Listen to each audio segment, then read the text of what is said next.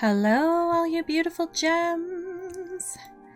I messed around with my mic a little bit and I'm a little worried that I'm too quiet now, or hopefully it's okay. What's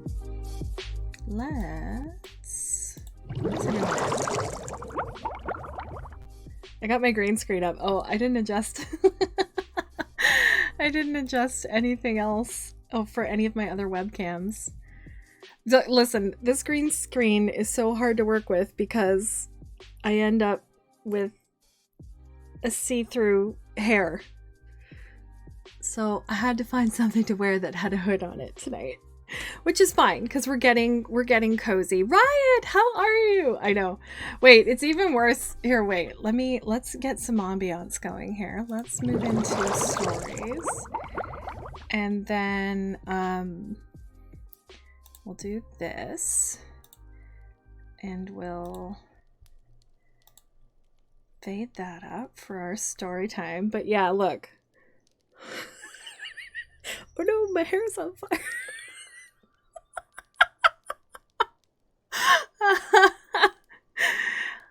Yeah, this is our cozy little reading nook. See?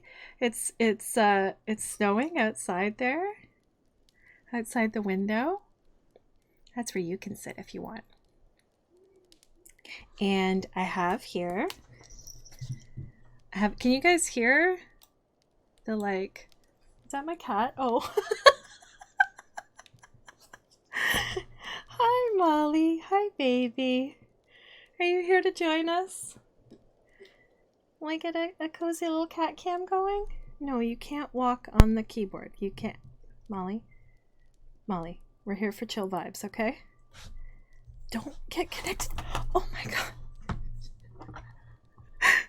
She just hooked herself onto my mouse pad and nearly dragged my whole... Child. Sit your butt down, please. Oh my god. This is going very well. We're relaxed. We're chill. I'm gonna read you guys a story. Let's see if I can get cat cam going here. Give me a second.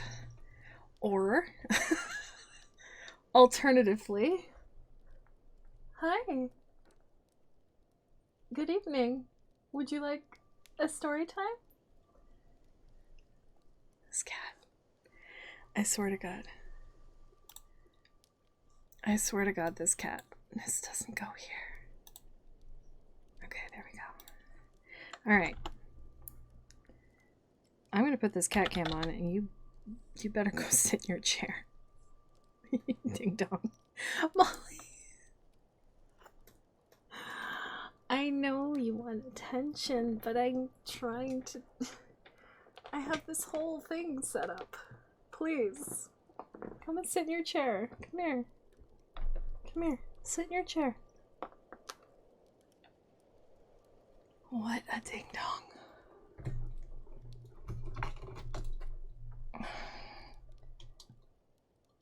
Oh, see, now it's not going to focus because you wrecked it.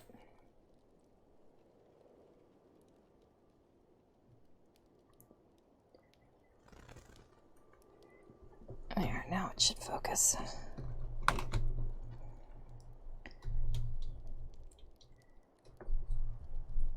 Molly! This is going so well.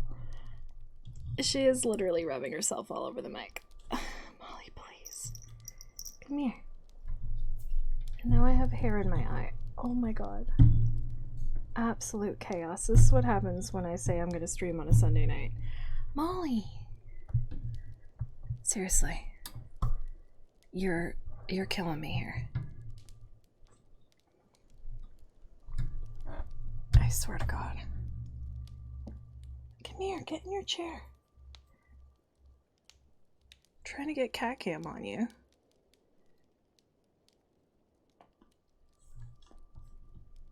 This is it. This is the stream, you guys. Just me talking to my cat for the rest of the time.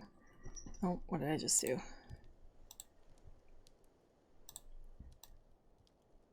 Let's put her down in the corner here. Doesn't really match the decor, does it?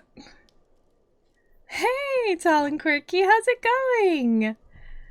Oh my gosh, shout out for Tall and Quirky. If you guys are not following them, you absolutely should be. My cat is misbehaving. That's what's actually happening. Apparently, she's just decided to sit there. Are you good? Such a goob. I am very good. How are you, my dear? We are getting ready to read a story tonight. So this is from a series of books that my grandmother ordered. My grandmother in Scotland. She ordered them from the newspaper, and she was... Hi. I'm talking to some people right now. Do you mind? Thank you. I have to wear the hoodie because if I didn't, my hair would be invisible.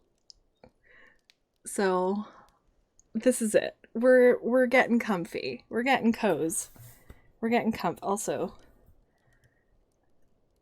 Oh, you can't see. Oh yeah, there it is. They have little paw prints on them.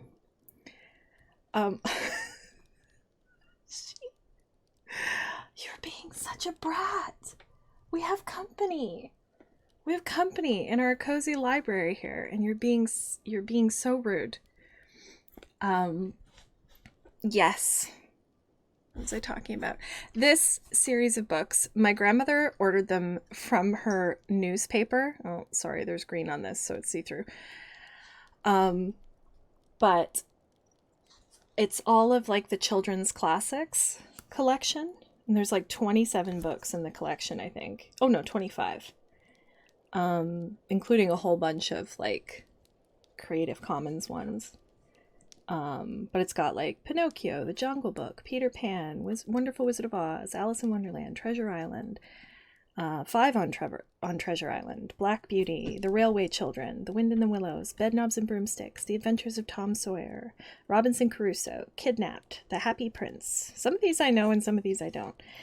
Grimm's Fairy Tales, The Invisible Man, Robin Hood, Just William, Pollyanna, The Legend of King Arthur, The Borrowers, which I don't think I've ever read that book, 20,000 Leagues Under the Sea, White Fang, and Little Women. So, and my grandmother at the time, she was so happy she collected every book. She sent her newspaper clipping in every week and got her wee book. And then she called my aunt, who my cousin was younger than me, and she was like, oh, I have these whole group of books for Mercedes. And my aunt just went, Mercedes doesn't like to read. And my gran was like, oh. And I was like, I'll take them. I'll take them. I'll take them for whenever I have children at some point. I'll take them. And so I did. And I'm very happy that I have this little collection of classics. But yeah, so tonight I thought we would read Alice in Wonderland. Actually, the very first streams that I did, it was using my old computer, and it was in March of 2020. My family was in Ireland, and I didn't know if they were going to be able to get back home because they flew out on the Wednesday and Canada locked down on the Friday. And yeah, I didn't know if they were going to be able to get home, and I was home alone by myself and not in like the pandemic had started, and I didn't know if my family was going to get back to me. And I was like, I'm just going to go on stream and read some stories because people are probably freaking out right now, and I just I need a distraction, and probably other people do too. And so the first couple streams that I did was just me reading The Wonderful Wizard of Oz. And that was my first dipping my toes into streaming. I got curfew. Yes, I know. Scary times. I know my kids are supposed to go back to school tomorrow, and I'm trying not to be anxious about the fact that like it is now worse than it was when I first decided to keep them home for the school year. Like last school year, I opted for virtual learning. And that was when cases were at like 500 a day. And now it's at, we don't even know because we don't have enough tests. They're just like, assume it's a lot larger than it is.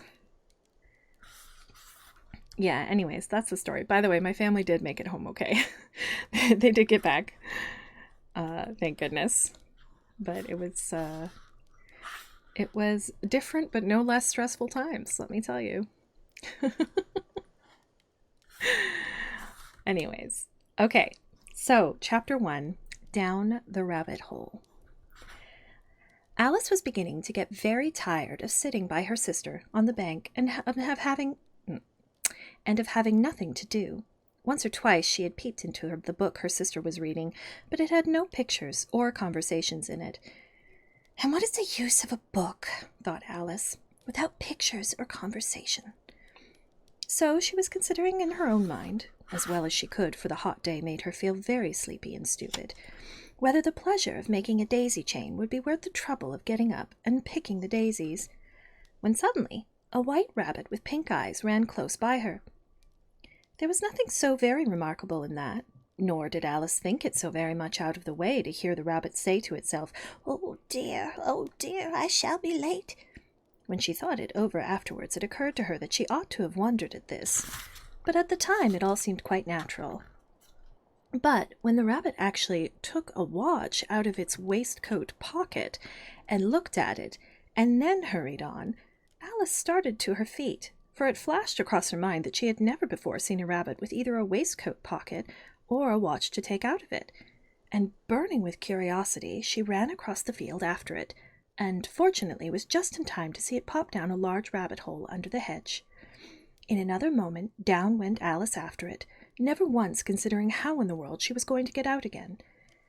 The rabbit hole went straight on like a tunnel for some way, and then dipped suddenly down, so suddenly that Alice had not a moment to think about stopping herself before she found herself falling down a very deep well. Either the well was very deep, or she fell very slowly, for she had plenty of time as she went down to look about her and to wonder what was going to happen next. First, she tried to look down and make out what she was coming to, but it was too dark to see anything. Then she looked at the sides of the well, and noticed that they were filled with cupboards and bookshelves. Here and there she saw maps and pictures hung upon pegs. She took down a jar from one of the shelves as she passed. It was labeled orange marmalade, but to her great disappointment it was empty. She did not like to drop the jar for fear of killing somebody, so managed to put it into one of the cupboards as she fell past it. Well, thought Alice to herself, after such a fall as this, I shall think nothing of tumbling downstairs. How brave they'll all think of me at home. Why, I wouldn't say anything about it, even if I fell off the top of the house, which was very likely true. Down, down, down. Would the fall never come to an end? I wonder how many miles I've fallen by this time, she said aloud. I must be getting somewhere near the center of the earth. Let me see. That would be 4,000 miles down, I think. For you see, Alice had learnt several things of this sort in her lessons in the schoolroom, and though this was not a very good opportunity for showing off her knowledge, as there was no one to listen to her, still it was good practice to say it over. Yes, that's about the right distance. But then I wonder what latitude or longitude I've got to. Alice had no idea what latitude was, or longitude either, but thought they were nice grand words to say. Presently she began again. I wonder if I shall fall right through the earth. How funny it'll seem to come out among the people that walk with their heads downwards. The antipathies, I think. She was rather glad there was no one listening at this time, as it didn't sound at all the right word. But I shall have to ask them what the name of the country is. You know, please, ma'am, is this New Zealand or Australia? And she tried to curtsy as she spoke. Fancy curtsying as you're falling through the air. Do you think you could manage it? And what an ignorant little girl she'll think me for asking. No, it'll never do to ask. Perhaps I shall see it written up somewhere. Down, down, down. There was nothing else to do, so Alice soon began talking again. Dinah'll miss me very much tonight, I should think. Dinah was the cat. I hope they'll remember her saucer of milk at tea time. Dinah, my dear, I wish you were down here with me. There are no mice in the air, I'm afraid, but you might catch a bat, and that is very like a mouse. You know, but do cats eat bats, I wonder? And here Alice began to get rather sleepy, and went on saying to herself in a dreamy sort of way, Do cats eat bats? Do cats eat bats? And sometimes, do bats eat cats? For you see, as she couldn't answer either question, it didn't much matter which way she put it. She felt that she was dozing off, and had just begun to dream that she was walking hand in hand with Dinah, and saying to her very earnestly, Now, Dinah, tell me the truth. Did you ever eat a bat? When suddenly, thump, thump, down she came upon a heap of sticks and dry leaves, and the fall was over. Alice was not a bit hurt, and she jumped up on her feet in a moment. She looked up, but it was all dark overhead. Before her was another long passage, and the White Rabbit was still in sight, hurrying down it. There was not a moment to be lost. Away went Alice like the wind, and was just in time to hear it say as it turned a corner, Oh, my ears and whiskers, how late it's getting. She was close behind it when she turned the corner, but the rabbit was no longer to be seen. She found herself in a long, low hall, which was lit up by a row of lamps hanging from the roof. There were doors all around the hall, but they were all locked, and when Alice had been all the way down one side and up the other, trying every door, she walked sadly down the middle, wondering how she was ever to get out again. Suddenly she came upon a little three-legged table, all made of solid glass. There was nothing on it except a tiny golden key, and Alice's first thought was that it might belong to one of the doors in the hall. But alas, either the locks were too large, or the key was too small. But at any rate, it would not open any of them. However, on the second time around, she came upon a low curtain she had not noticed before, and behind it was a little door, about 15 inches high. She tried the little golden key in the lock, and to her great delight it fitted. Alice opened the door and found that it led into a small passage, not much larger than a rat-hole. She knelt down and looked along the passage into the loveliest garden you ever saw. How she longed to get out of that dark hall and wander about among those beds of bright flowers and those cool fountains. But she could not even get her head through the doorway. And even if my head would go through, thought poor Alice, it would be of very little use without my shoulders. Oh, how I wish I could shut up like a telescope. I think I could if I only knew how to begin. For you see, so many out-of-the-way things had happened lately that Alice had begun to think that very few things indeed were really impossible. There seemed to be no use in waiting by the little door, so she went back to the table, half hoping she might find another key on it, or at any rate a book of rules for shutting people up like telescopes.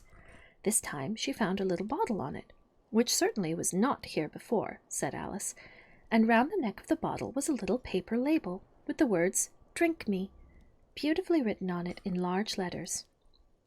It was all very well to say, Drink me, but the wise little Alice was not going to do that in a hurry.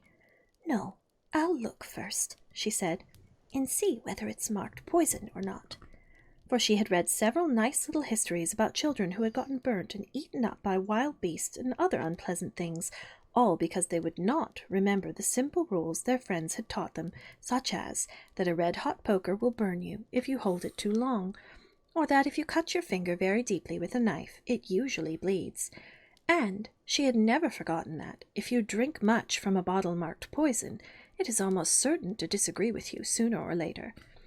However, this bottle was not marked poison, so Alice ventured to taste it, and finding it very nice, it had in fact a sort of mixed flavor of cherry tart, custard, pineapple, roast turkey, toffee, and hot buttered toast. She very soon finished it off. What a curious feeling, said Alice. I must be shutting up like a telescope. And so it was indeed. She was now only 10 inches high, and her face brightened up at the thought that she was now the right size for going through the little door into that lovely garden. First, however, she waited for a few minutes to see if she was going to shrink any further. She felt a little nervous about this, for it might end, you know, said Alice to herself, in my going out altogether like a candle. I wonder what I should be like then. And she tried to fancy what the flame of a candle is like after the candle is blown out. for she could not remember ever having seen such a thing. After a while, finding that nothing more had happened, she decided on going into the garden at once. But alas for poor Alice, when she got to the door, she found she had forgotten the little golden key, and when she went back to the table for it, she found she could not possibly reach it. She could see it quite plainly through the glass, and she tried her best to climb up one of the legs of the table, but it was too slippery. And when she had tired herself out with trying, the poor little thing sat down and cried. "Come, there's no use in crying like that," said Alice to herself rather sharply. "I advise you to leave off this minute." She generally gave herself very good advice, though she very seldom followed it. And sometimes she scolded herself so severely as to bring tears into her eyes, and once she remembered trying to box her own ears for having cheated herself in a game of croquet she was playing against herself, for this curious child was very fond of pretending to be two people. "But it's no use now," thought poor Alice, "to pretend to be two people. Why, there's hardly enough of me left to make one respectable person." Soon her eye fell on a little glass box that was lying under the table. She opened it and found it in a very beautiful small cake, on which the words "Eat me" were beautifully marked in currants. "Well, I'll eat it," said Alice, "and if it makes me grow larger, I can reach the key, and if it makes me grow smaller, I can creep under the door. So either way, I'll get into the garden, and I don't care what happens." She ate a little bit, and said anxiously to herself, "Which way? Which way?" holding her hand on the top of her head to feel which way it was growing, and she was quite surprised to find that she remained the same size. To be sure, this generally happens when one eats cake, but Alice had got so much into the way of expecting nothing but out-of-the-way things to happen that it seemed quite dull and stupid for life to go on in the common way. So she set to work and very soon finished off the cake. Chapter 2. The Pool of Tears.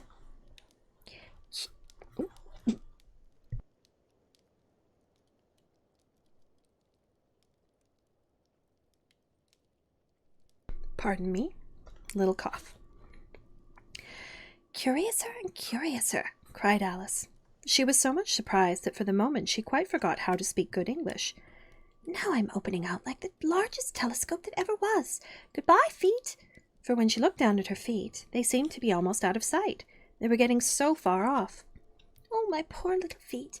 I wonder who will put on your shoes and stockings for you now, dears. I'm sure I shan't be able to. I shall be a great deal too far off to trouble myself about you. You must manage the best way you can. But I must be kind to them," thought Alice, "or perhaps they won't walk the way I want to. Let me see. I'll give them a new pair of boots every Christmas." And she went on planning to herself how she would manage it. "They must go by the carrier," she thought, "and how funny it'll seem sending presents to one's own feet, and how odd the directions will look. Alice's right foot, Esquire. Hearthrug, near the fender, with Alice's love." "Oh dear, what nonsense I'm talking." Just then her head struck against the roof of the hall. In fact, she was now more than 9 feet high, and she at once took up the little golden key and hurried off to the garden door. Poor Alice! It was as much as she could do, lying down on one side, to look through into the garden with one eye, but to get through was more hopeless than ever. She sat down and began to cry again. "You ought to be ashamed of yourself," said Alice. "A great girl like you," she might well say this, "to go on crying this way. Stop this moment, I tell you." But she went on all the same, shedding gallons of tears, until there was a large pool all around her, about 4 inches deep and reaching half down the hall. After a time she heard a little pattering of feet in the distance, and she hastily dried her eyes to see what was coming. It was the White Rabbit returning, splendidly dressed, with a pair of white kid gloves in one hand and a large fan in the other. He came trotting along in a great hurry, muttering to himself as he came, "Oh, the Duchess, the Duchess! Oh, won't she be savage if I've kept her waiting?" Alice felt so desperate that she was ready to ask help of anyone, so when the rabbit came near her, she began in a low, timid voice, "If you please, sir." The rabbit started violently, dropped the white kid gloves and the fan, and scurried away into the darkness as hard as he could go. Alice took up the fan and gloves, and, as the hall was very hot, she kept fanning herself all the time she went on talking. "Dear, dear, how queer everything is today, and yesterday things went on just as usual, I wonder if I've been changed in the night. Let me think. Was I the same when I got up this morning? I almost think I can remember feeling a little different. But if I'm not the same, the next question is, who in the world am I? Oh, that's a great puzzle. And she began thinking over all the children she knew that were of the same age as herself to see if she could have been changed for any of them. I'm sure I'm not Ada, she said, for her hair goes in such long ringlets, and mine doesn't go in ringlets at all. And I'm sure I can't be Mabel, for I know all sorts of things, and she knows such a very little. Besides, she's she, and I'm I. And, oh dear, how puzzling it all is. I'll try if I know all the things I used to know. Let me see. 4 times 5 is 12, and 4 times 6 is 13, and 4 times 7 is... Oh dear, I shall never get to 20 at that rate. However, the multiplication table doesn't signify. Let's try geography. London is the capital of Paris, and Paris is the capital of Rome, and Rome... No, that's all wrong, I'm certain. I must have been changed for Mabel. I'll try and say, how doth the little... And she crossed her hands on her lap as if she were saying lessons, and began to repeat it, but her voice sounded hoarse and strange, and the words did not come the same as they used to. How doth the little crocodile improve his shining tail, and pour the waters of the Nile on every golden scale? How cheerfully he seems to grin, how neatly spread his claws, and welcome little fishies in with gently smiling jaws. I'm sure those are not the right words, said poor Alice, and her eyes filled with tears again as she went on. I must be Mabel after all, and I shall have to go and live in that poky little house and have next to no toys to play with. Oh, ever so many lessons to learn. No, I've made up my mind about it. If I'm Mabel, I'll stay down here. It'll be no use their putting their heads down and saying, Come up again, dear. I shall only look up and say, Who am I then? Tell me that first. And then, if I like being that person, I'll come up. If not, I'll stay down here till I'm somebody else. But, oh dear, she cried Alice with a sudden burst of tears, I do wish they would put their heads down. I'm so very tired of being all alone here. And as she said this, she looked down at her hands and was surprised to see that she had put on one of the rabbit's little white kid gloves while she was talking. How can I have done that? She thought. I must be growing small again. She got up and went to the table to measure herself by it, and found that, as nearly as she could guess, she was now about 2 feet high, and was going on shrinking rapidly. She soon found out that the cause of this was the fan she was holding, and she dropped it hastily just in time to avoid shrinking away altogether. That was a narrow escape, said Alice, a good deal frightened at the sudden change, but very glad to find herself still in existence. And now for the garden.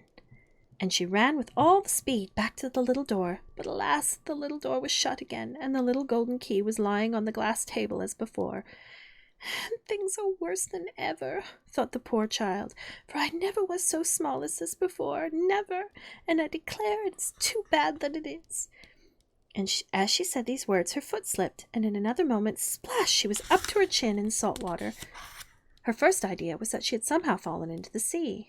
And in that case, I can go back by railway, she said to herself.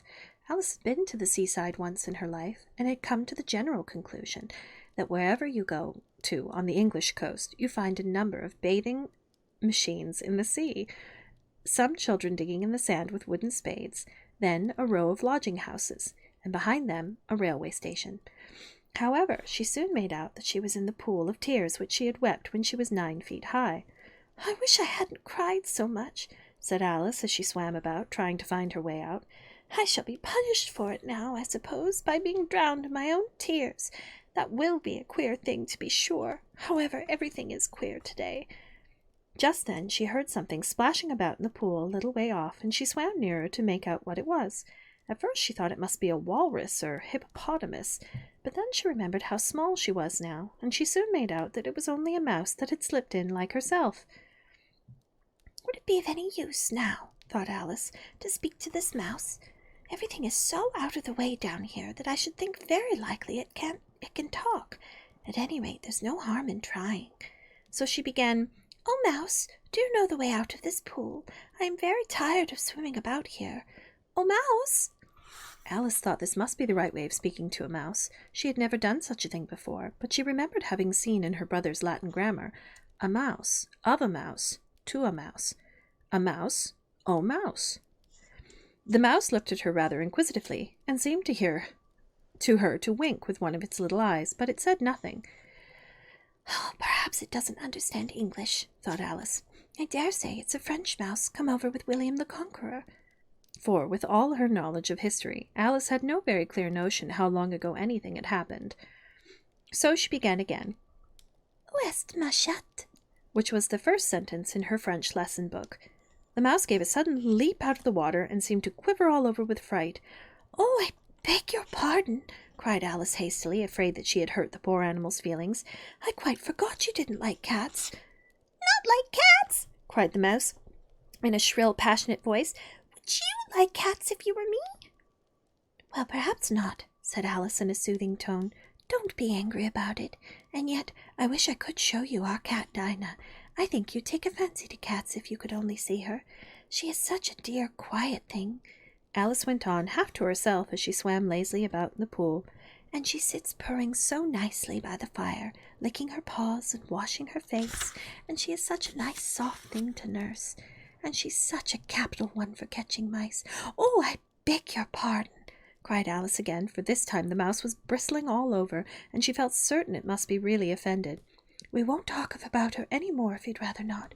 We indeed, cried the mouse, who was trembling down to the end of its tail. As if I would talk on such a subject. Our family always hated cats. Nasty, low, vulgar things. Don't let me hear the name again. I won't indeed, said Alice, in a great hurry to change the subject of conversation.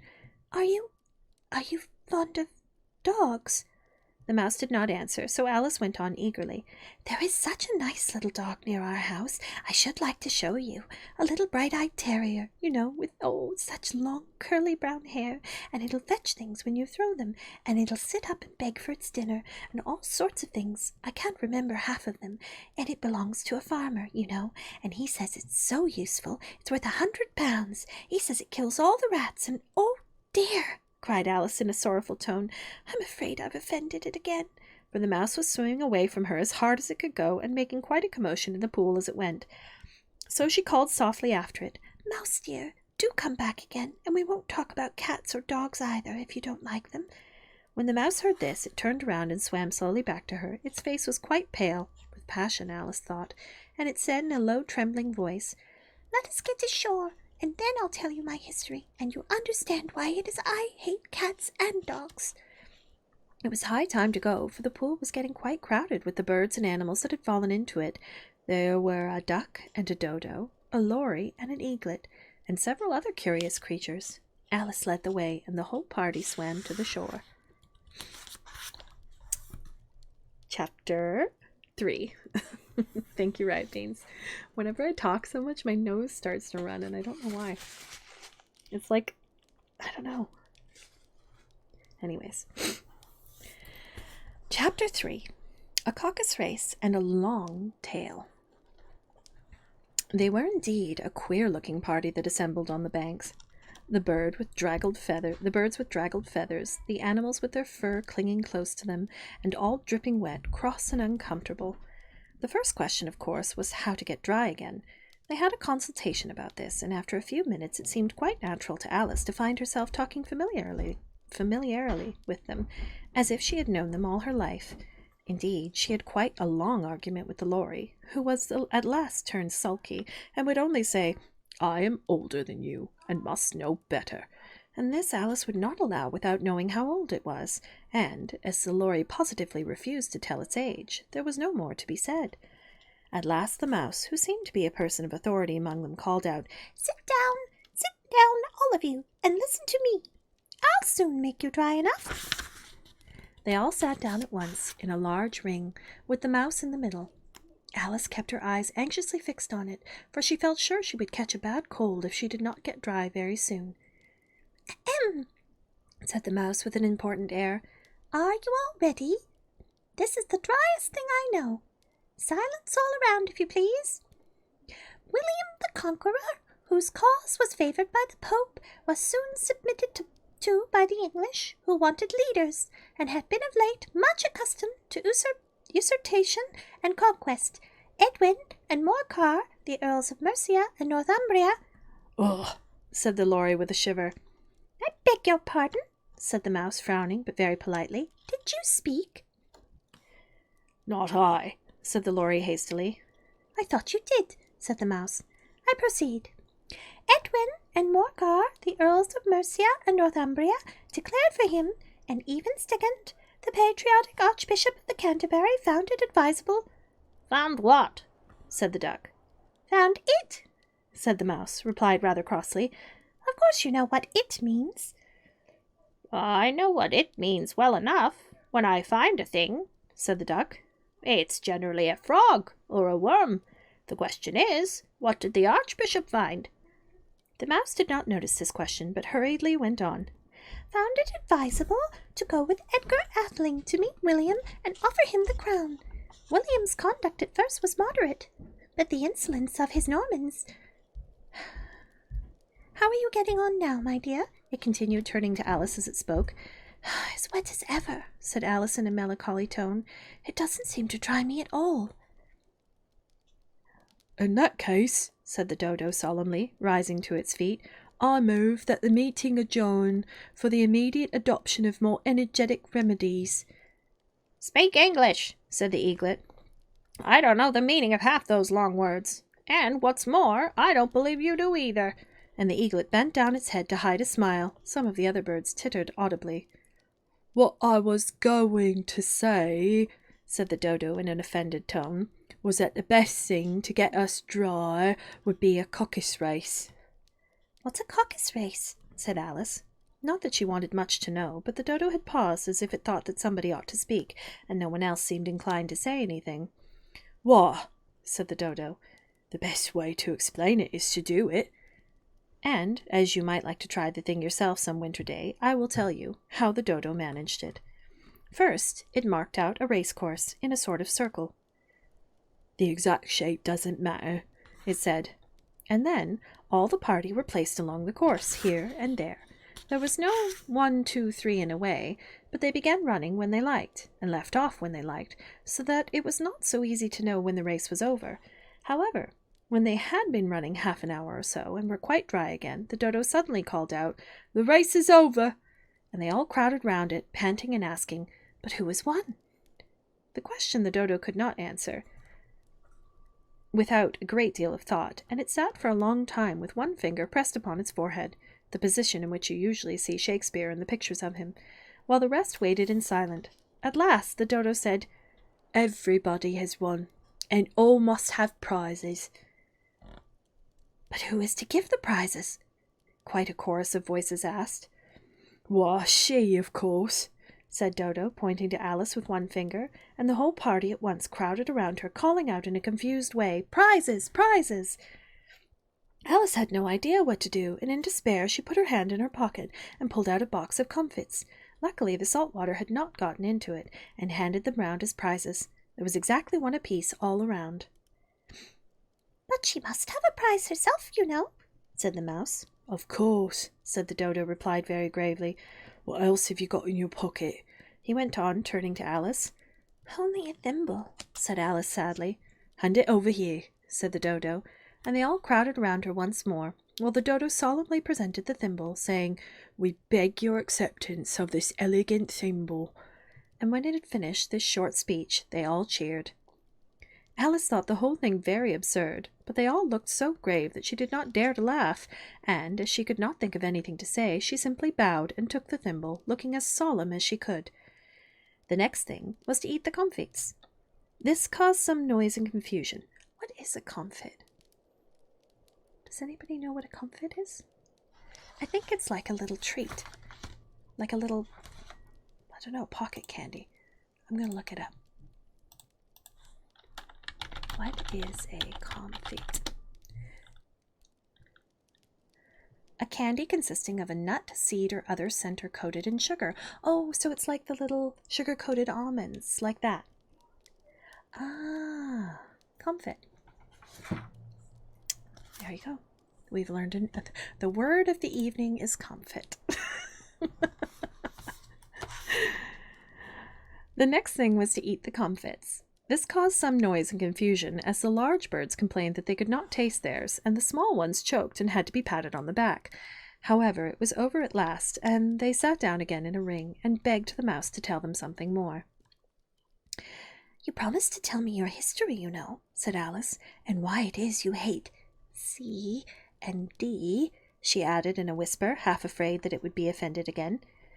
"Mine is a long and sad tale," said the mouse, turning to Alice and sighing.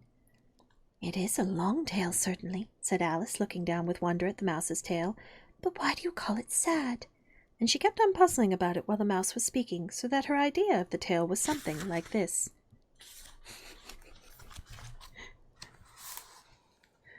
You have to see, I don't know if you can see it very well because of the green screen, but it's shaped like the mouse's tail.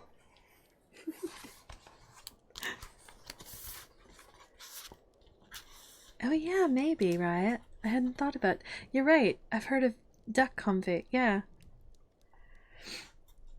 All right. The mouse's tale goes as such.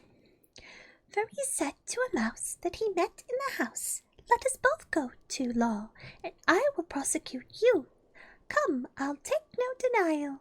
We must have a trial, for really this morning I've nothing to do.' Said the mouse to the cur, 'Such a trial, dear sir, with no jury or judge, would be wasting our breath.' 'I'll be judge, I'll be jury,' said cunning old Fury.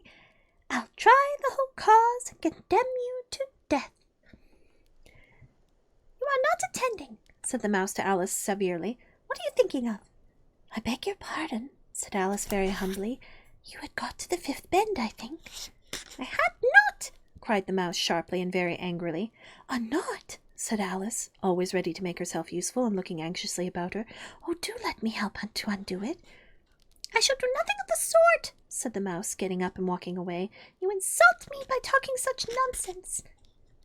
"I didn't mean it," pleaded poor Alice, "but you're so easily offended, you know." The mouse only growled in reply. "Please come back and finish your story," Alice called after it, and the others all joined in chorus. "Yes, please do." But the mouse only shook its head impatiently, and walked a little quicker.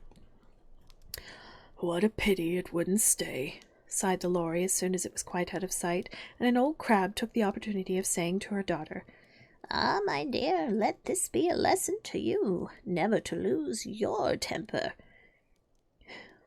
"Hold your tongue, Ma," said the young crab a little snappishly. "You're enough to try the patience of an oyster." An oyster. "I wish I had our Dinah here, I know I do," said Alice aloud, addressing nobody in particular. "She'd soon fetch it back." "And who is Dinah, if I might venture to ask the question?" said the Lory. Alice replied eagerly, for she was always ready to talk about her pet. Same. Oh, Molly's all gone. She's left us. We don't need Cat Cam 1. Took me that long to figure it out. Where is it? There we go. Alice, Dinah's our cat, and she is such a capital one for catching mice, you can't think. And oh, I wish you could see her after the birds. Why, she'll eat a little bird as soon as you look at it. The speech caused a remarkable sensation among the party. Some of the birds hurried off at once. One old magpie began wrapping itself up very carefully, remarking, "Oh, I really must be getting home. The night air doesn't suit my throat." And a canary called out in a trembling voice to its children, "Come away, my dears. It's high time you roll in bed." On various pretexts they all moved off, and Alice was soon left alone. "Oh, I wish I hadn't mentioned Dinah," she said to herself in a melancholy tone. "Nobody seems to like her down here, and I'm sure she's the best cat in the world. Oh, my dear Dinah, I wonder if I shall ever see you any more." And here poor Alice began to cry again, for she felt very lonely and low-spirited. In a little while, however, she again heard a little pattering of footsteps in the distance, and she looked up eagerly, half hoping that the mouse had changed its mind and was coming back to finish the story. Chapter 4. The Rabbit Sends in a Little Bill. It was the White Rabbit. trotting slowly back again and looking anxiously about as it went, as if it had lost something, and she heard it muttering to itself, the Duchess, oh, my dear paws, oh, my furred whiskers, she'll get me executed as sure as ferrets are ferrets. Where can I have dropped them, I wonder?"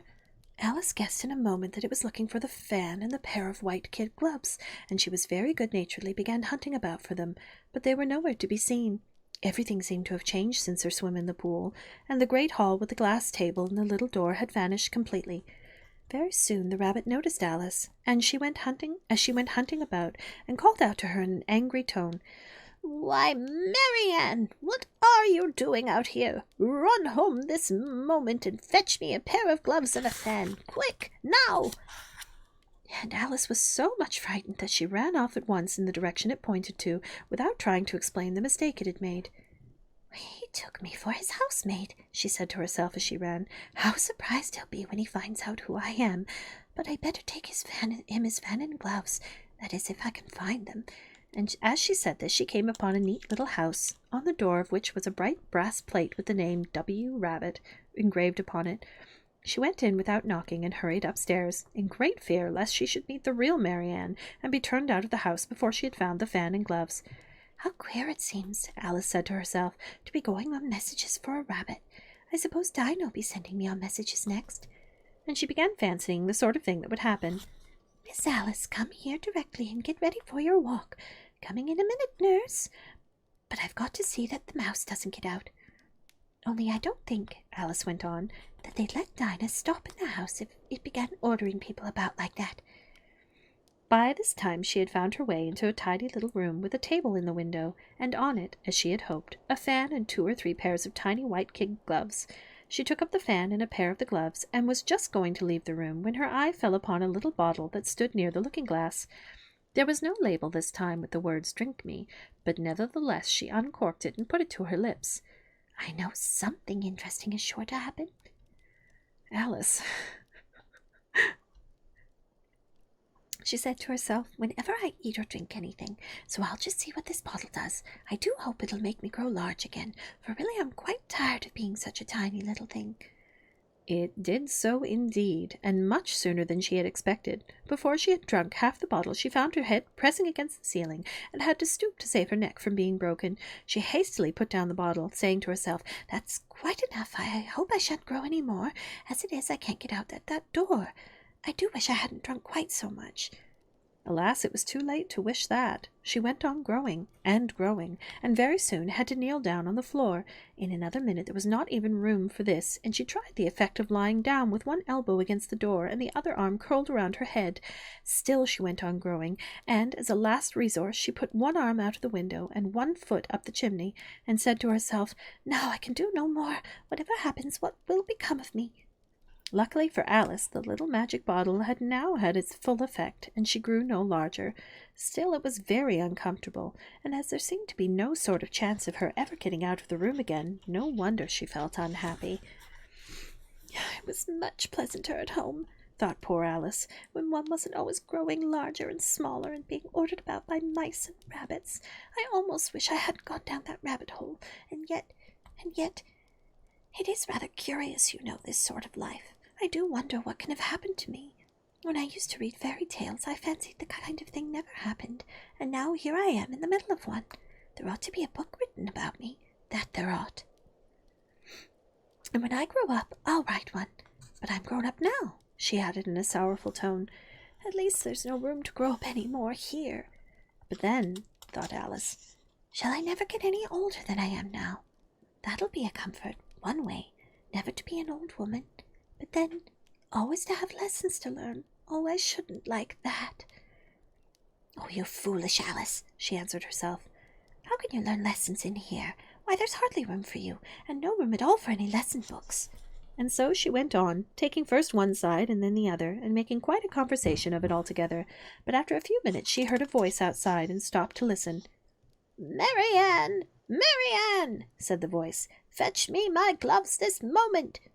Then came a little pattering of feet on the stairs. Alice knew it was the rabbit coming to look for her, and she trembled till she shook the house, quite forgetting that she was now about 1,000 times as large as the rabbit, and had no reason to be afraid of it. Presently the rabbit came up to the door and tried to open it, but as the door opened inwards, Alice's elbow was pressed hard against it. That attempt proved a failure. Alice heard it say to itself, "Then I'll go round and get in at the window." "That you won't," thought Alice, and after waiting till she fancied she heard the rabbit just under the window, she suddenly spread out her hand and made a snatch in the air. She did not get a hold of anything, but she heard a little shriek and a fall, and a crash of broken glass, from which she concluded that it was just possible it had fallen into a cucumber frame, or something of the sort. Next came an angry voice, the rabbit's. "Pat! Pat! Where are you?" And then a voice she had never heard before. "Sure then, I'm here, digging for apples, your honour." "Digging for apples, indeed," said the rabbit angrily. "Here, come and help me out of this." Sounds of more broken glass. "Now tell me, Pat, what's that in the window?" "Sure, it's an arm, your honour." He pronounced it arum. "An arm, your goose? Whoever saw one that size? Why, it fills the whole window." "Sure does, your honour, but it's an arm for that, all that." "Well, it's got no business there, at any rate. Go and take it away." There was a long silence after this, and Alice could only hear whispers now and then, such as, "Sure, I don't like it, your honour, not at all. At all. Do as I tell you, you coward." And at last she spread out her hand again and made another snatch in the air. This time there were 2 little shrieks and more sounds of broken glass. "What a number of cucumber frames there must be," thought Alice. "I wonder what they'll do next. As for pulling me out of the window, I only wish they could. I'm sure I don't want to stay in here any longer." She waited for some time without hearing anything more. At last came a rumbling of little cartwheels and the sound of a good many voices all talking together. She made out the words, "Where's the other ladder? Why, I hadn't to bring one, but Bill's got the other ladder. Bill, fetch it here, lad. Here, put 'em up in this corner. No, tie 'em together first. They don't reach half high enough yet. Oh, they'll do well enough. Don't be particular. Here's Bill. Catch hold of this rope. Will the roof bear? Mind that loose slate. Oh, it's coming down. Heads below." A loud crash. "Now, who did that? It was Bill, I fancy. Who's to go down the chimney? Nay, I shan't. You do it. That I won't, then. Bill's to go down." "Here, Bill. The master says you're to go down the chimney." "Oh, so Bill's to come down the chimney, has he?" said Alice to herself. "Why, then, they seem to put everything upon Bill. I wouldn't be in Bill's place for a good deal. This fireplace is narrow, I'll be sure, but I think I can kick a little." She drew her foot as far down the chimney as she could and waited till she heard a little animal, she couldn't guess of what sort it was, scratching and scrambling about in the chimney, close above her. Then, saying to herself, "This is Bill," she gave one sharp kick and waited to see what would happen next. The first thing she heard was a general chorus of, "There goes Bill!" Sorry. Then the rabbit's voice, a long, "Catch him, you by the hedge!" Then silence. Then another confusion of voices. "Hold up his head! Brandy now! Don't choke him! How was it, old fellow? What happened to you? Tell us about it." Last came a little feeble, squeaking voice. "That's Bill," thought Alice. "Well, I hardly know. No more, thank you. I'm better now, but I'm a deal too flustered to tell you. All I know is something comes at me like a jack-in-the-box, and up I goes like a skyrocket." "So you did, old fellow," said the others. "We must burn the house down," said the rabbit's voice, and Alice called out as loud as she could, "If you do, I'll set Dinah on you." There was dead silence instantly, and Alice thought to herself, "I wonder what they will do next. If they had any sense, they'd take the roof off." After a minute or two, they began moving about again, and Alice heard the rabbit say, "A barrelful will do to begin with." "A barrelful of what?" thought Alice. But she had not long to doubt, for the next moment a shower of little pebbles came rattling in at the window, and some of them hit her in the face. "I'll put a stop to this," she said to herself, and shouted, "You better not do that again," which produced another dead silence. Alice noticed with some surprise that the pebbles were all turning into little cakes as they lay on the floor, and a bright idea came into her head. "If I eat one of these cakes," she thought, "it's sure to make some change in my size, as it can't possibly make me any larger. It must make me smaller, I suppose. So she swallowed one of the cakes and was delighted to find that she began shrinking directly. As soon as she was small enough to get through the door, she ran out of the house and found quite a crowd of little animals and birds waiting outside. The poor little lizard Bill was in the middle, being held up by 2 guinea pigs, who were giving it something out of a bottle. They all made a rush at Alice the moment she appeared, but she ran off as hard as she could and soon found herself safe in a thick wood. "The first thing I've got to do," said Alice to herself as she wandered about the wood, "is to grow to my right size again. And the second thing is to find my way into that lovely garden. I think that will be the best plan." It sounded an excellent plan, no doubt, and very neatly and simply arranged. The only difficulty was that she had not the smallest idea of how to set about it. And while she was peering about anxiously among the trees, a little sharp bark just over her head made her look up in a great hurry. An enormous puppy was looking down at her with large round eyes and feebly stretching out one paw, trying to touch her. "Poor little thing," said Alice in a coaxing tone as she tried hard to whistle to it, but she was terribly frightened all the time at the thought that it might be hungry, in which case it would be very likely to eat her up in spite of all her coaxing. Hardly knowing what she did, she picked up a little bit of stick and held it out to the puppy, whereupon the puppy jumped into the air off all its feet at once with a yelp of delight and rushed at the stick and made believe to worry it. Then Alice dodged behind a great thistle to keep herself from being run over, and the moment she appeared on the other side, the puppy made another rush at the stick and tumbled head over heels in its hurry to get hold of it. Then Alice, thinking it was very like having a game of play with a cart and horse, and expecting every moment to be trampled under its feet, ran round the thistle again, and the puppy began a series of short charges at the stick, running a very little way forwards each time and a long way back, and barking hoarsely all the while, till at last it sat down a good way off, panting, with its tongue hanging out of its mouth and its great eyes half shut. This seemed to Alice a good opportunity for making her escape, so she set off at once and ran till she was quite tired and out of breath, and till the puppy's bark sounded quite faint in the distance. "And yet what a dear little puppy it was," said Alice as she leant against a buttercup to rest herself and fanned herself with one of the leaves. "I should have liked teaching it tricks very much if I'd only been the right size to do it. Oh dear, I'd nearly forgotten that I've got to grow up again. Let me see, how is this to be managed? I suppose I ought to eat or drink something or other, but the great question is, what?" The great question certainly was what. Alice looked all around her at the flowers and the blades of grass, but she did not see anything that looked like the right thing to eat or drink under the circumstances. There was a large mushroom growing near her, about the same height as herself, and when she had looked under it, and on both sides of it, and behind it, it occurred to her that she might as well look to see what was on top of it.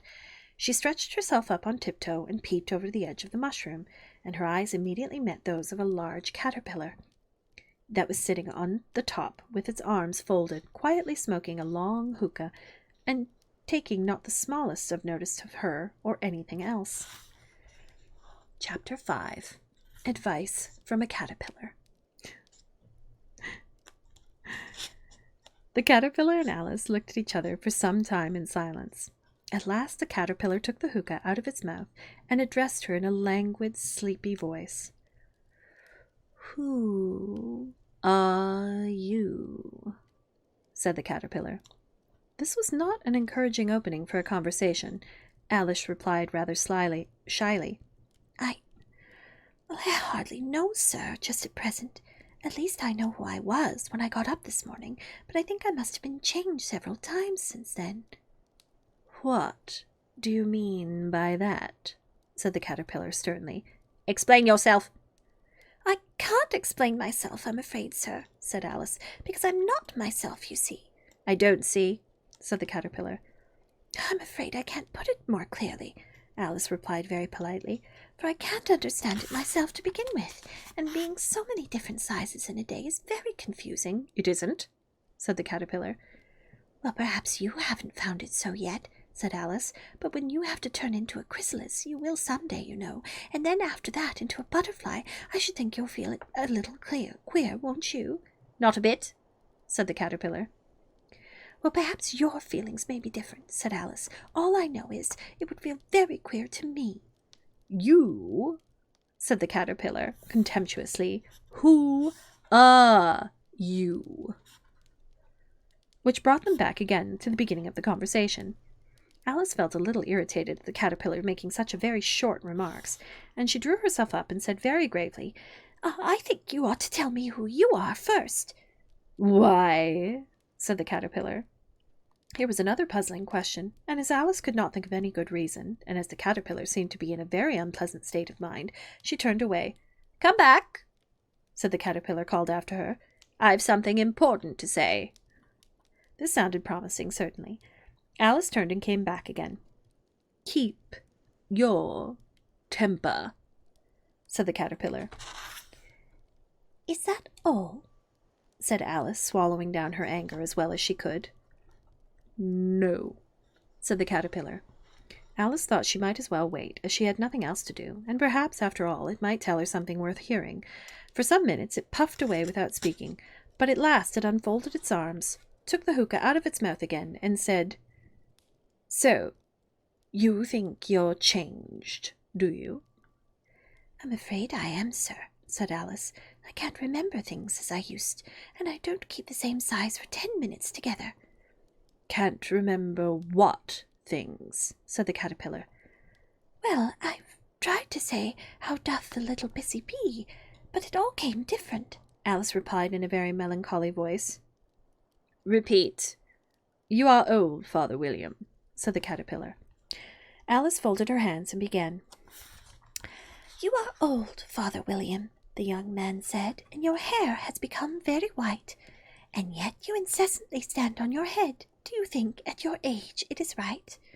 In my youth, Father William replied to his son, I feared it might injure the brain, but now that I'm perfectly sure I have none, why I do it again and again. You are old, said the youth, as I mentioned before, and have grown most uncommonly fat. Yet you turned a back somersault in at the door. Pray, what is the reason for that? In my youth, said the sage, as he shook his grey locks, I kept all my limbs very supple. By use of this ointment, 1 shilling the box. Allow me to sell you a couple.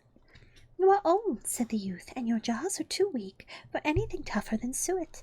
Yet you finished the goose with the bones and the beak. Pray, how did you manage to do it?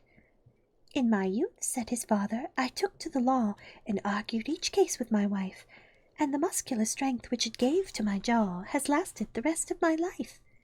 You are old, said the youth. One would hardly suppose that your eye was as steady as ever, yet you balanced an eel on the end of your nose. What made you so awfully clever? I have answered 3 questions, and that is enough, said his father. Don't give yourself airs. Do you think I can listen all day to such stuff? Be off, or I'll kick you downstairs. That is not said right, said the caterpillar. Not quite right, I'm afraid, said Alice timidly. Some of the words have got altered. It is wrong from beginning to end, said the caterpillar decidedly, and there was silence for some minutes. The caterpillar was the first to speak. What size do you want to be? It asked. Oh, I'm not particular as to size, Alice hastily replied. Only one doesn't like changing so often, you know. I don't know, said the caterpillar. Alice said nothing. She had never been so much contradicted in her life before, and she felt that she was losing her temper. Are you content now? Said the caterpillar. Well, I should like to be a little larger, sir, if you wouldn't mind, said Alice.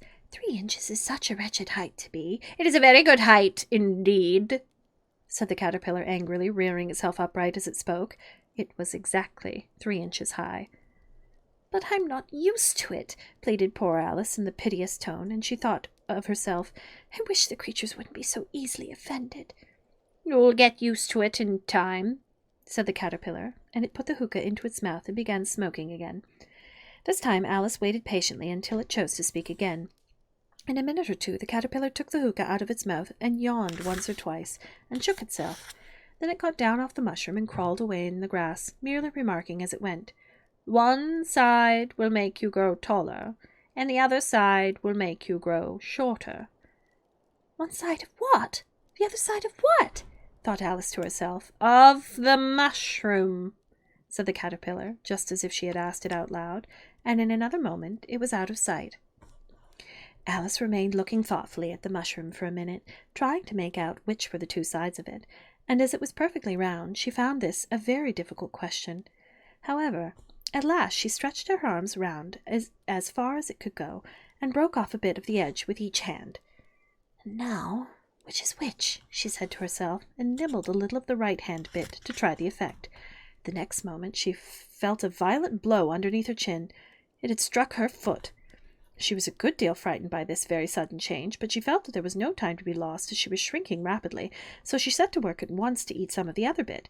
Her chin was pressed so closely against her foot that there was hardly room to open her mouth, but she did it at last and managed to swallow a morsel of the left-handed bit. "Come, my Fritzy, my head's free at last," said Alice in a tone of delight, which changed it into alarm in another moment when she found that her shoulders were nowhere to be found. All she could see when she looked down was an immense length of neck, which seemed to rise like a stalk out of a sea of green leaves that lay far below her. Here, wait, there was a picture back here, right at the beginning. Oh, it's hard for you guys to see with the... I wonder if I put it up very close? No. There we go. Green screen, man. Can't get it to work.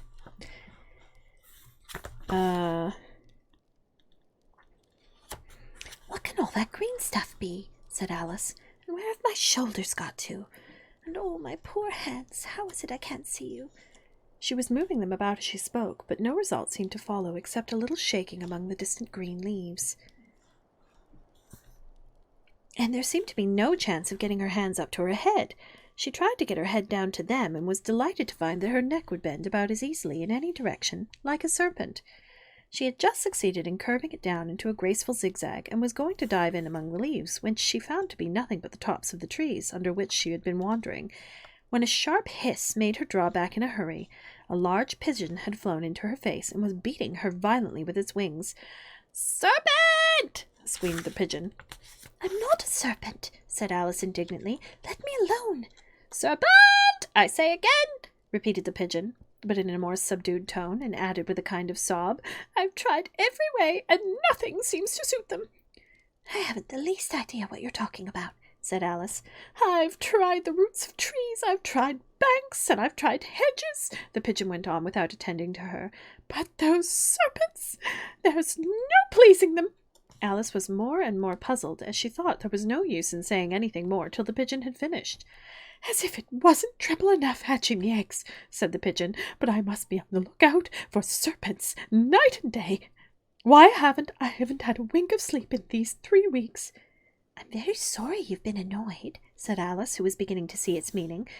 "And just as I've taken the highest tree in the wood," continued the pigeon, raising its voice to a shriek, "and just as I was thinking I should be free of them at last, there must needs come wriggling down from the sky. Oh, serpent!" "But I'm not a serpent, I tell you," said Alice. I'm a... "Well, what are you?" said the pigeon. "I can see you're trying to invent something." "I'm a little girl," said Alice rather doubtfully, as she remembered the number of changes she had gone through that day. "A likely story indeed," said the pigeon in a tone of the deepest contempt. "I've seen a good many little girls in my time, but never one with such a neck as that. No, you're a serpent, and there's no use denying it. I suppose you'll be telling me next that you never tasted an egg." "I have tasted eggs, certainly," said Alice, who was a very truthful child. "But little girls eat eggs quite as much as serpents do, you know." "I don't believe it," said the pigeon. "But if they do, why, then they're a kind of serpent. That's all I can say." This was such a new idea to Alice that she was quite silent for a minute or two, which gave the pigeon the opportunity of adding, "You're looking for eggs. I know that well enough. And what does it matter to me whether you're a little girl or a serpent?" "It matters a good deal to me," said Alice hastily. "But I'm not looking for eggs as it happens. And if I was, I shouldn't want yours. I don't like them raw." "Well, be off, then," said the pigeon in a sulky tone, as it settled down again into its nest. Alice crouched down among the trees as well as she could, for her neck kept getting entangled among the branches, and every now and then she had to stop and untwist it. After a while she remembered that she still held the pieces of mushroom in her hands, and she set to work very carefully, nibbling first at one and then at the other, and growing sometimes taller and sometimes shorter, until she had succeeded in bringing herself down to her usual height. It was so long since she had been anything near the right size that it felt quite strange at first, but she got used to it in a few minutes, and began talking to herself as usual. Come, there's half my plan done now. How puzzling. Oh, I lost my part. How puzzling all these changes. I'm never sure what I'm going to be from one minute to another. However, I've got back to my right size. The next thing is to get into that beautiful garden. How is that to be done, I wonder? As she said this, she came suddenly upon an open place with a little house in it, about 4 feet high. Whoever lives there, thought Alice, it'll never do to come upon them this size. Why, I should frighten them out of their wits. So she began nibbling at the right-hand bit again, and did not venture to go near the house till she had brought herself down to 9 inches high. Okay, Chapter 6, Pig and Pepper. I thought this would be the Mad Tea Party, but I guess that happens later. For a minute or two she stood looking at the house and wondering what to do next, when suddenly a footman in livery came running out of the wood. She considered him to be a footman because he was in livery, otherwise, judging by his face only, she would have called him a fish, and rapped loudly at the door with his knuckles. It was opened by another footman in livery with a round face and large eyes like a frog, and both footmen, Alice noticed, had powdered hair that curled all over their heads. She felt very curious to know what it was all about, and crept a little way out of the wood to listen. The fish footman began by producing from under his arm a great letter nearly as large as himself, and this he handed over to the others, saying in a solemn tone, "For the Duchess, an invitation from the Queen to play croquet." The frog footman repeated in the same solemn tone, only changing the order of the words a little. "From the Queen, an invitation for the Duchess to play croquet." And they both bowed low, and their curls got entangled together. Alice laughed so much at this that she had to run back into the wood for fear of them hearing her, and when she next peeped out, the fish footman was gone, and the other was sitting on the ground near the door, staring stupidly up into the sky. Alice went timidly up to the door and knocked. "There's no sort of use in knocking," said the footman, "and that for 2 reasons. First, because I'm on the same side of the door as you are. Secondly, because they're making such a noise inside, no one could possibly hear you." And certainly there was a most extraordinary noise going on within, a constant howling and sneezing, and every now and then a great crash, as if a dish or kettle had been broken into pieces. "Please, then," said Alice, "how am I to get in?" "There might be some sense in your knocking," the footman went on without attending to her, "if we had the door between us. For instance, if you were inside, you might knock, and I could let you out, you know." He was looking up into the sky all the time he was speaking, and this, Alice thought, decidedly uncivil. "But perhaps he can't help it," she said to herself. "His eyes are so very nearly at the top of his head. But at any rate he might answer questions. How am I to get in?" she repeated aloud. "I shall sit here," the footman remarked, "till tomorrow." At this moment the door of the house opened, and a large plate came skimming out straight at the footman's head. It just grazed his nose and broke to pieces against one of the trees behind him. "Or next day, maybe," the footman continued in the same tone, exactly as if nothing had happened. "How am I to get in?" said Alice again in a louder tone. "Are you to get in at all?" said the footman. "That's the first question, you know." It was, no doubt, only Alice did not like to be told so. "It's really dreadful," she muttered to herself, "the way all the creatures argue. It's enough to drive one crazy." The footman seemed to think this a good opportunity for repeating his remark with variations. "I shall sit here," he said, "on and off for days and days." "But what am I to do?" said Alice. "Anything you like," said the footman, and began whistling.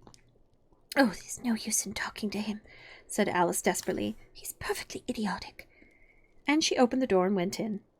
The door led right into a large kitchen, which was full of smoke from one end to the other. The Duchess was sitting on a three-legged stool in the middle, nursing a baby.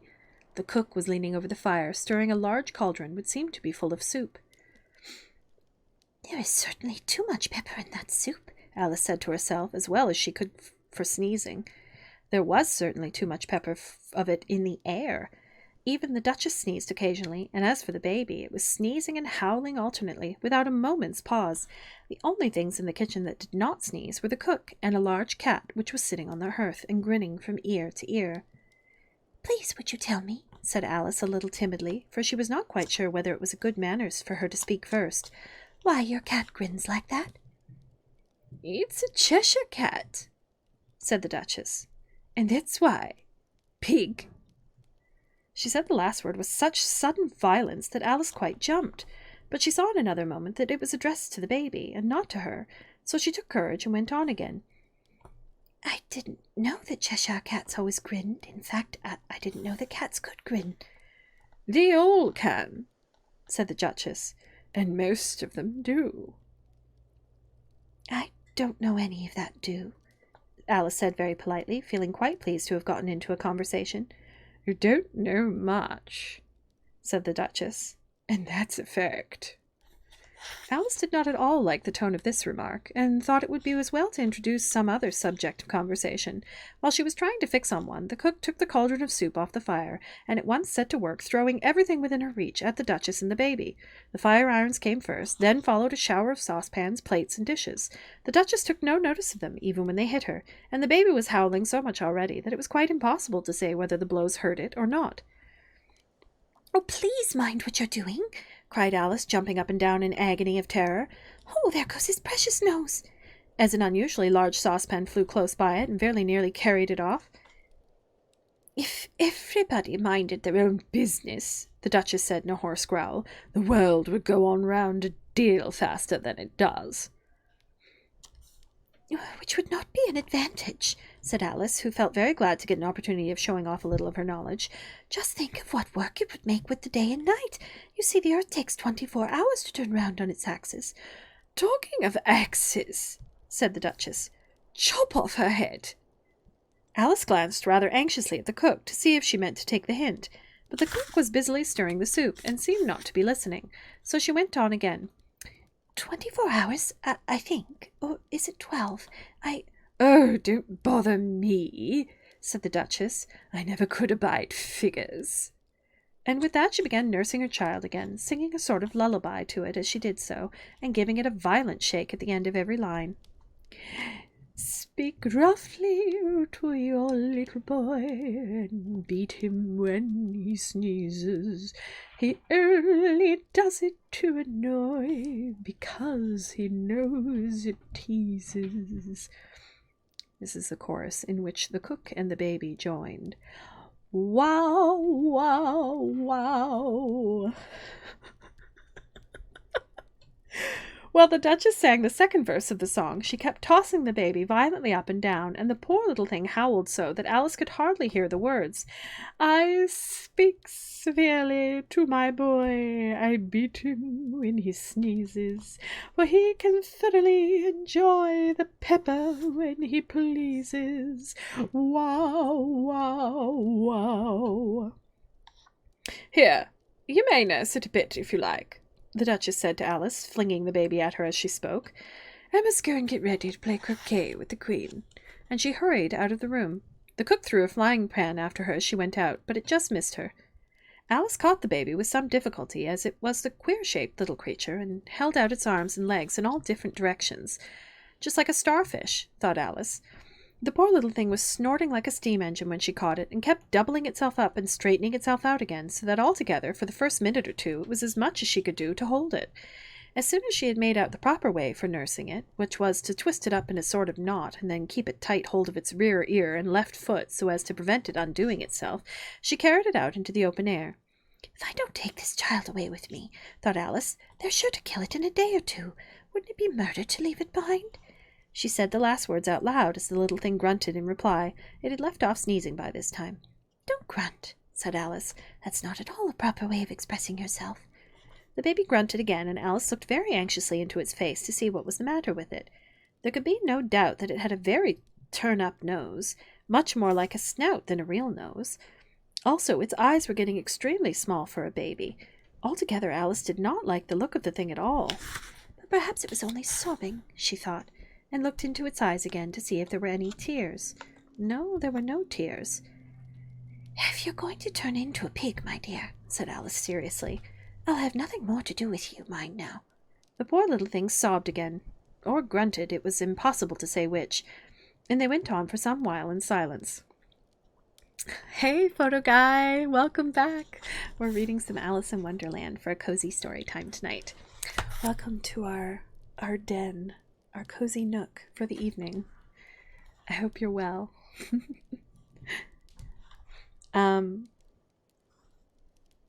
Alice was just beginning to think to herself, now what am I going to do with this creature when I get it home? When it grunted again so violently that she looked down into its face in some alarm. This time there could be no mistake about it. It was neither more nor less than a pig, and she felt that it would be quite absurd for her to carry it further. So she set the little creature down and felt quite relieved to see it trot away quietly into the wood.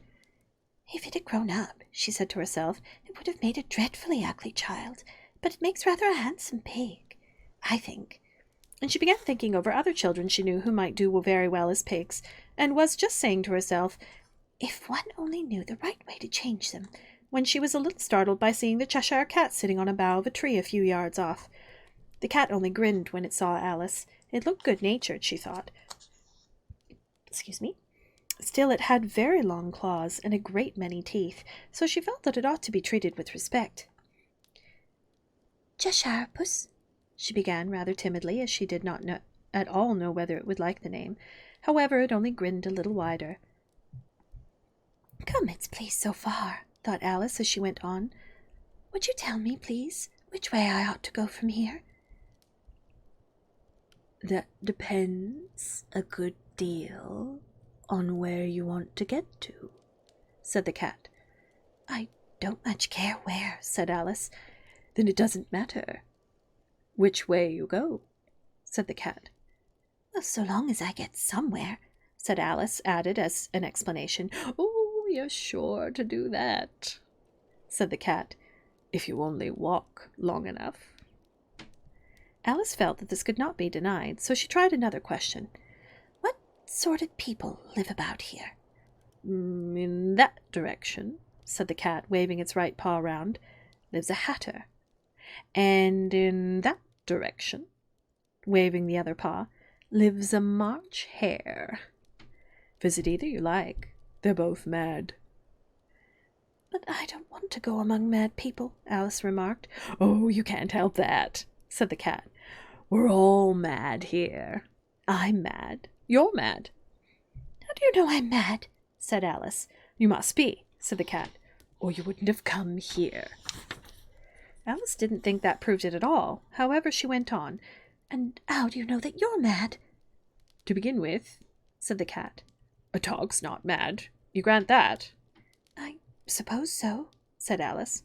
Well then, the cat went on, you see, a dog growls when it's angry. It wags its tail when it's pleased. Now I growl when I'm pleased, and I wag my tail when I'm angry. Therefore I'm mad. I call it purring, not growling. Call it what you like, said the cat. Do you play croquet with the Queen today? I should like it very much, said Alice, but I haven't been invited yet. You'll see me there, said the cat, and vanished. Alice was not much surprised at this. She was getting so used to the queer things happening. While she was looking at the place where it had been, it suddenly appeared again. By the by, what became of the baby? Asked the cat. I'd nearly forgotten to ask. It turned into a pig, Alice said quietly, just as if it had come back in a natural way. I thought it would, said the cat, and vanished again. Alice waited a little, half expecting to see it again, but it did not appear, and after a minute or two she walked on in the direction in which the March hare was said to live. I've seen hatters before, she said to herself, The March Hare will be much the most interesting, and perhaps as this is May, it won't be raving mad. At least, not so mad as it was in March. As she said this, she looked up, and there was a cat again, sitting on a branch of a tree. "Did you say pig or fig?" said the cat. "I said pig," replied Alice. "And I wish you wouldn't keep appearing and vanishing so suddenly. You make one quite giddy." "All right," said the cat, and this time it vanished quite slowly, beginning with the end of the tail and ending with the grin, which remained some time after the rest of it had gone. "Well, I've often seen a cat without a grin," thought Alice, "but a grin without a cat. It's the most curious thing I ever saw in my life." She had not gone much farther before she came in sight of the house of the March Hare. She thought it must be the right house, because the chimneys were shaped like ears, and the roof was thatched with fur. It was so large a house that she did not like to go nearer till she had nibbled some more of the left-hand bit of mushroom, and raised herself to about 2 feet high. Even then she walked up towards it rather timidly, saying to herself, "Suppose it should be raving mad after all. I almost wish I'd gone to see the Hatter instead." Oh, we have another illustration. You guys can see it. It's hard to see with the green screen, I'm sorry. Chapter 7. The Mad Tea Party. We're about halfway through. Not bad. There was a table set out under a tree in front of the house, and the March Hare and the Hatter were having tea at it. A dormouse was sitting between them, fast asleep, and the other two were using it as a cushion, resting their elbows on it, and talking over its head. "Very uncomfortable for the dormouse," thought Alice. "Only as it's asleep, I suppose it doesn't mind." The table was a large one, but the three were all crowded together in one corner of it. "No room, no room!" they cried out when they saw Alice coming. "There's plenty of room," said Alice indignantly, and she sat down in a large armchair at one end of the table. "Have some wine," the March Hare said in an encouraging tone. It wasn't very encouraging, but you know. Alice looked all around the table, but there was nothing on it but tea. "I don't see any wine," she remarked. "There isn't any," said the March Hare. "Then it wasn't very civil of you to offer it," said Alice angrily. "It wasn't very civil of you to sit down without being invited," said the March Hare. "I didn't know it was your table," said Alice. "It's late for a great many more than 3. "Your hair wants cutting?" said the Hatter. He had been looking at Alice for some time with great curiosity, and this was his first speech. "You should learn not to make personal remarks," said Alice with some severity. "It's very rude." The Hatter opened his eyes very wide on hearing this, but all he said was, "Why is a raven like a writing desk?" "Come, we shall have some fun now," thought Alice. "I'm glad they began asking riddles. I believe I can guess that," she added aloud.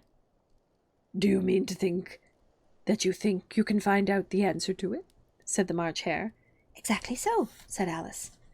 "Then you should say what you mean," said the March Hare. "I do," Alice hastily replied. At least I mean what I say. That's the same thing, you know." "Not the same thing in a... Not the same thing in a bit," said the Hatter. "You might as well say that I see what I eat is the same thing as I eat what I see." "You might just as well say," added the March Hare, "that I like what I get is the same thing as I get what I like." "You might just as well say," added the Dormouse, who seemed to be talking in his sleep, "that I breathe when I sleep is the same thing as I sleep when I breathe."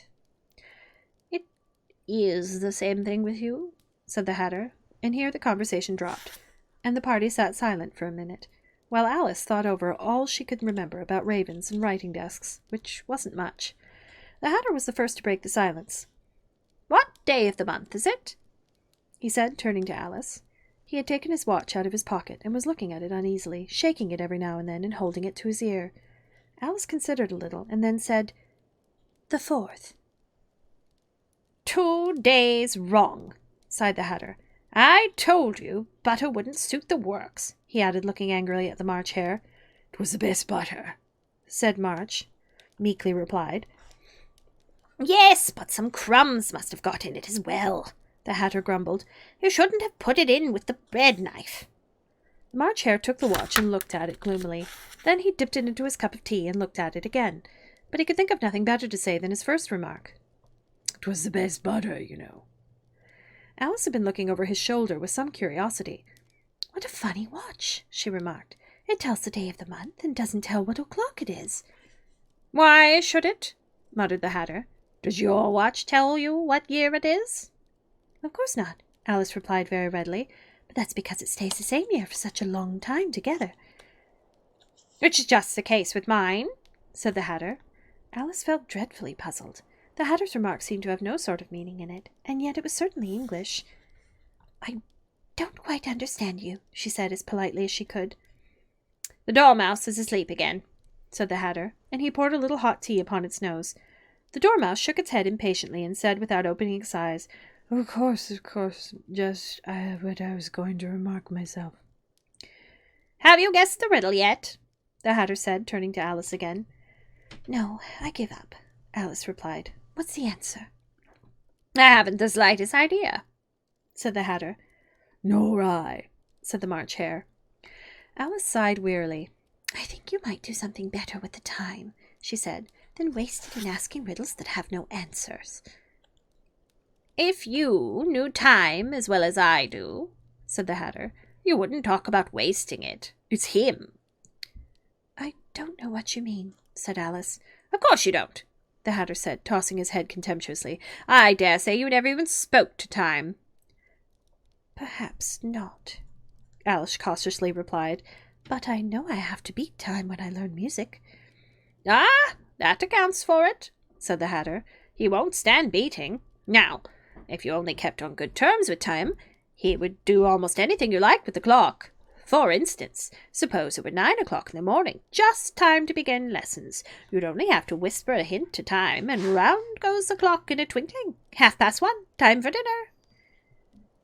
"I only wish it was," the March Hare said to itself in a whisper. "That would be grand, certainly," said Alice thoughtfully. "But then I shouldn't be hungry for it, you know." "Not at first, perhaps," said the Hatter. "But you could keep it to 1:30 as long as you liked." "Is that the way you manage?" Alice asked. The Hatter shook his head mournfully. "Not I," he replied. "We quarrelled last March, just before he went mad, you know," pointing with his teaspoon at the March Hare. "It was at the great concert given by the Queen of Hearts, and I had to sing, 'Twinkle, twinkle, little bat, how I wonder what you're at.' You know the song, perhaps?" "I've heard something like it," said Alice. "It goes on, you know," the Hatter continued, "in this way. Up above the world you fly, like a tea tray in the sky. Twinkle, twinkle." Here the Dormouse shook itself and began singing in its sleep. "Twinkle, twinkle, twinkle," and went on so long that they had to pinch it to make it stop. "Well, I'd hardly finished the first verse," said the Hatter, when the Queen jumped up and bawled out, "He's murdering the time! Off with his head!" "How dreadfully savage!" exclaimed Alice. "And ever since that," the Hatter went on in a mournful tone, "he won't do a thing I ask. It's always 6 o'clock now." A bright idea came into Alice's head. "Is that the reason so many tea things are put out here?" she asked. "Yes, that's it," said the Hatter with a sigh. "It's always tea time, and we've no time to wash the things between whiles." "Ah, then you keep moving around, I suppose?" said Alice. "Exactly so," said the Hatter. I'm reading chat on and off, Pasta. "Exactly so," said the Hatter, "as the things get used up." "But what happens when you come to the beginning again?" Alice ventured to ask. "Suppose we change the subject," the March Hare interrupted, yawning. "I'm getting tired of this." Girlfriend's here! Welcome to the den, Cobra.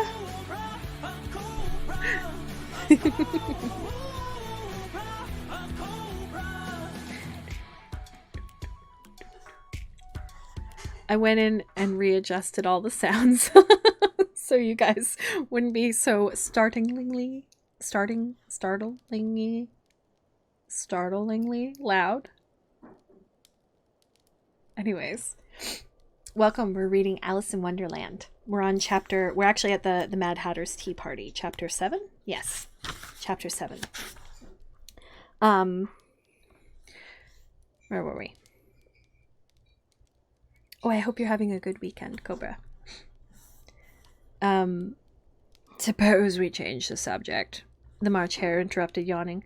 I'm getting tired of this. I vote the young lady tells us a story. I'm afraid I don't know one, said Alice, rather alarmed at the proposal. Then the Dormouse shall, they both cried. Wake up, Dormouse! And they pinched it on both sides at once. The Dormouse slowly opened its eyes. I wasn't asleep, he said in a hoarse, feeble voice. I heard every word the fellas were saying. Tell us a story, said the March Hare. Yes, please do, pleaded Alice. And be quick about it, added the Hatter, or you'll be asleep again before it's done. Once upon a time there were 3 little sisters, the Dormouse began in a great hurry. And their names were Elsie, Lacey, and Tilly, and they lived at the bottom of a well. What did they live on? Asked Alice, who always took a great interest in questions of eating and drinking.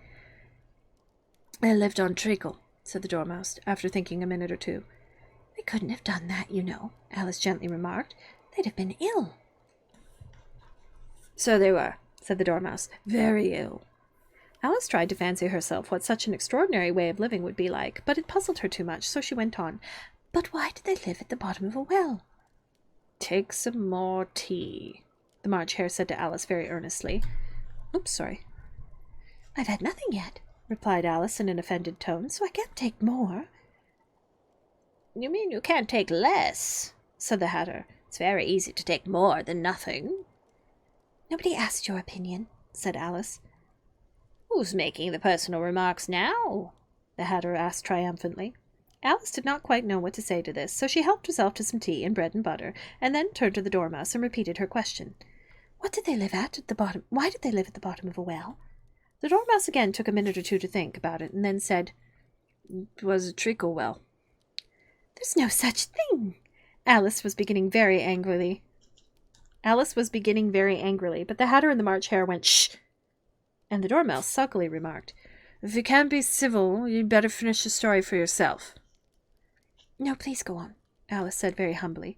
I won't interrupt again. I dare say there may be one. One indeed, said the Dormouse indignantly. However, he consented to go on.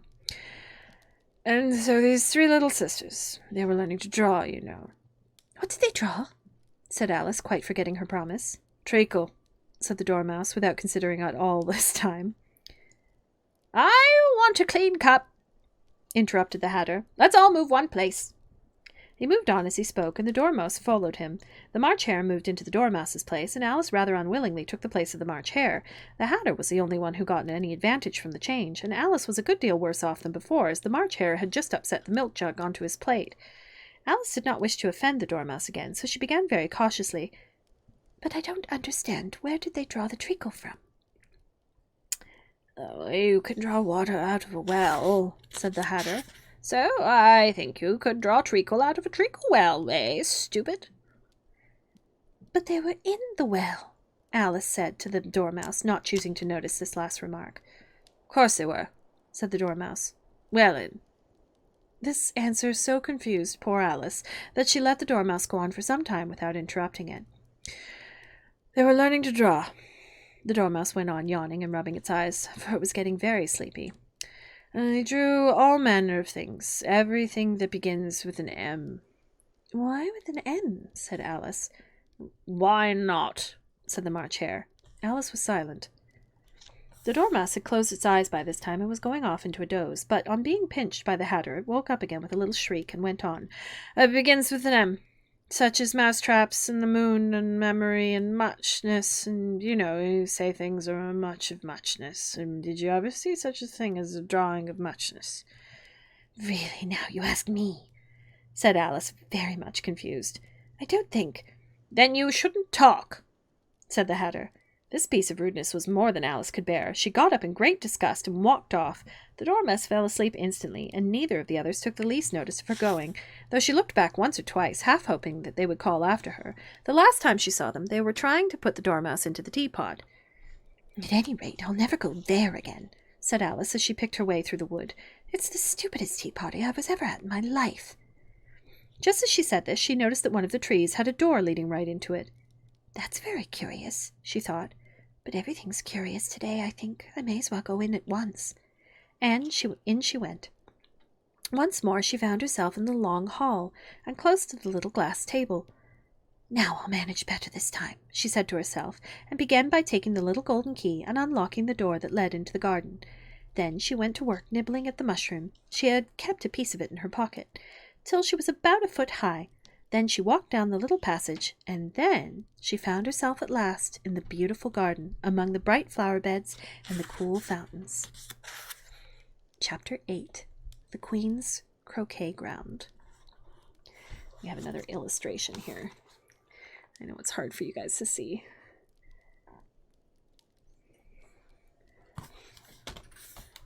A large rose tree stood near the entrance of the garden. The roses growing on it were white, but there were 3 gardeners at it, busily painting them red. Alice thought this a very curious thing, and she went nearer to watch them, and just as she came up to them, she heard one of them say, "Look now, Five, don't go splashing paint around over me like that." "I couldn't help it," said Five in a sulky tone. "Seven jogged my elbow." On which Seven looked up and said, "That's right, Five, always lay the blame on others." "You better not talk, Five. I heard the Queen say only yesterday you deserve to be beheaded." "What for?" said the one who had spoken first. "It's none of your business, too," said Seven. "Yes, it is his business," said Five, "and I'll tell him it was for bringing the cooked tulip roots instead of onions."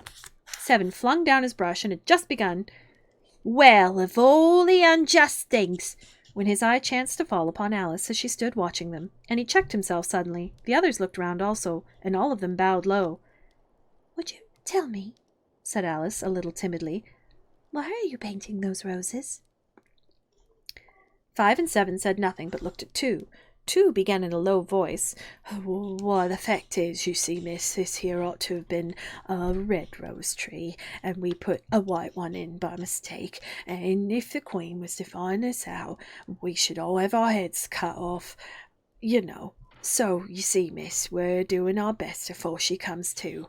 At this moment 5, who had been anxiously looking across the garden, called out, "The Queen! The Queen!" and the 3 gardeners instantly threw themselves flat upon their faces. There was a sound of many footsteps, and Alice looked round, eager to see the Queen. First came 10 soldiers carrying clubs. These were all shaped like the 3 gardeners, oblong and flat, with their heads and feet in the corners. Next, the 10 courtiers. These were ornamented all over with diamonds, and walked 2 and 2, as the soldiers did. After these came the royal children. There were 10 of them, and the little dears came jumping merrily along, hand in hand, in couples. They were all ornamented with hearts. Next came the guests, mostly kings and queens, and among them Alice recognized the White Rabbit. It was talking in a hurried, nervous manner, smiling at everything that was said, and went by without noticing her. Then followed the Knave of Hearts, carrying the king's crown on a crimson velvet cushion. And last of all this grand procession came the King and Queen of Hearts. Alice was rather doubtful whether she ought not to lie down on her face like the 3 gardeners, but she could not remember having heard such a rule at processions. And besides, what would be the use of a procession, thought she, if people had all to lie down upon their faces so that they couldn't see it? So she stood still where she was and waited. When the procession came opposite to Alice, they all stopped and looked at her, and the Queen said severely, "Who is this?" She said it to the Knave of Hearts, who only bowed and smiled in reply.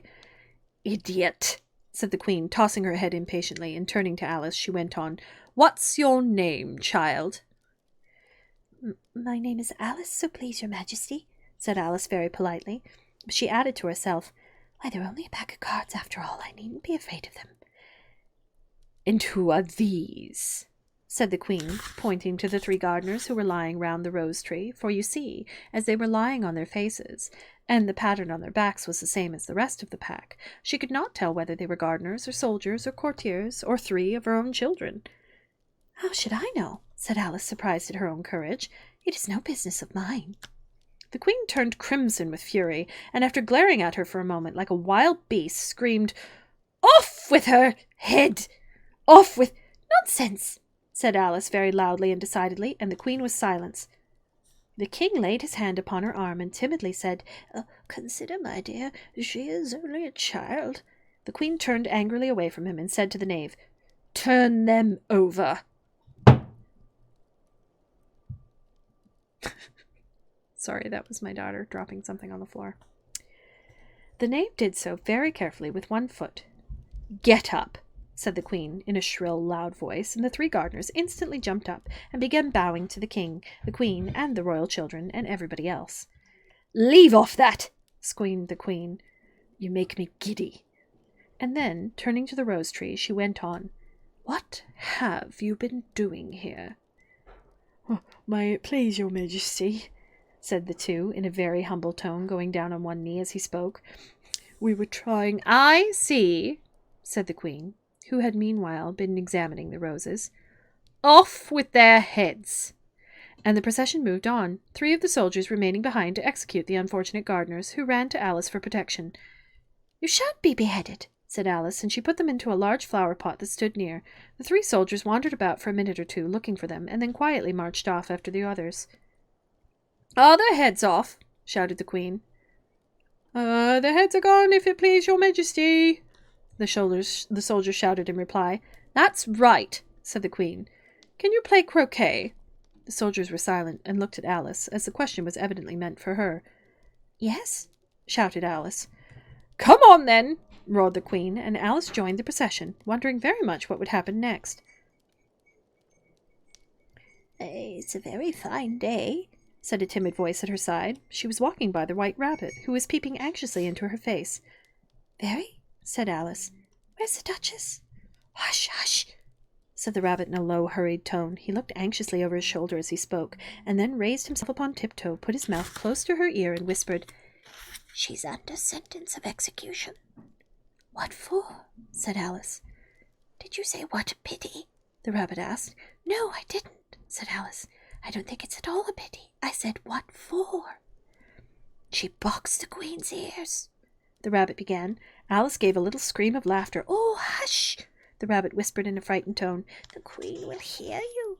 You see, she came rather late, and the queen said—" "Get to your places!" shouted the queen in a voice of thunder, and people began running about in all directions, tumbling up upon each other. However, they got settled down in a minute or 2, and the game began. Alice thought she had never seen such a curious croquet ground in her life.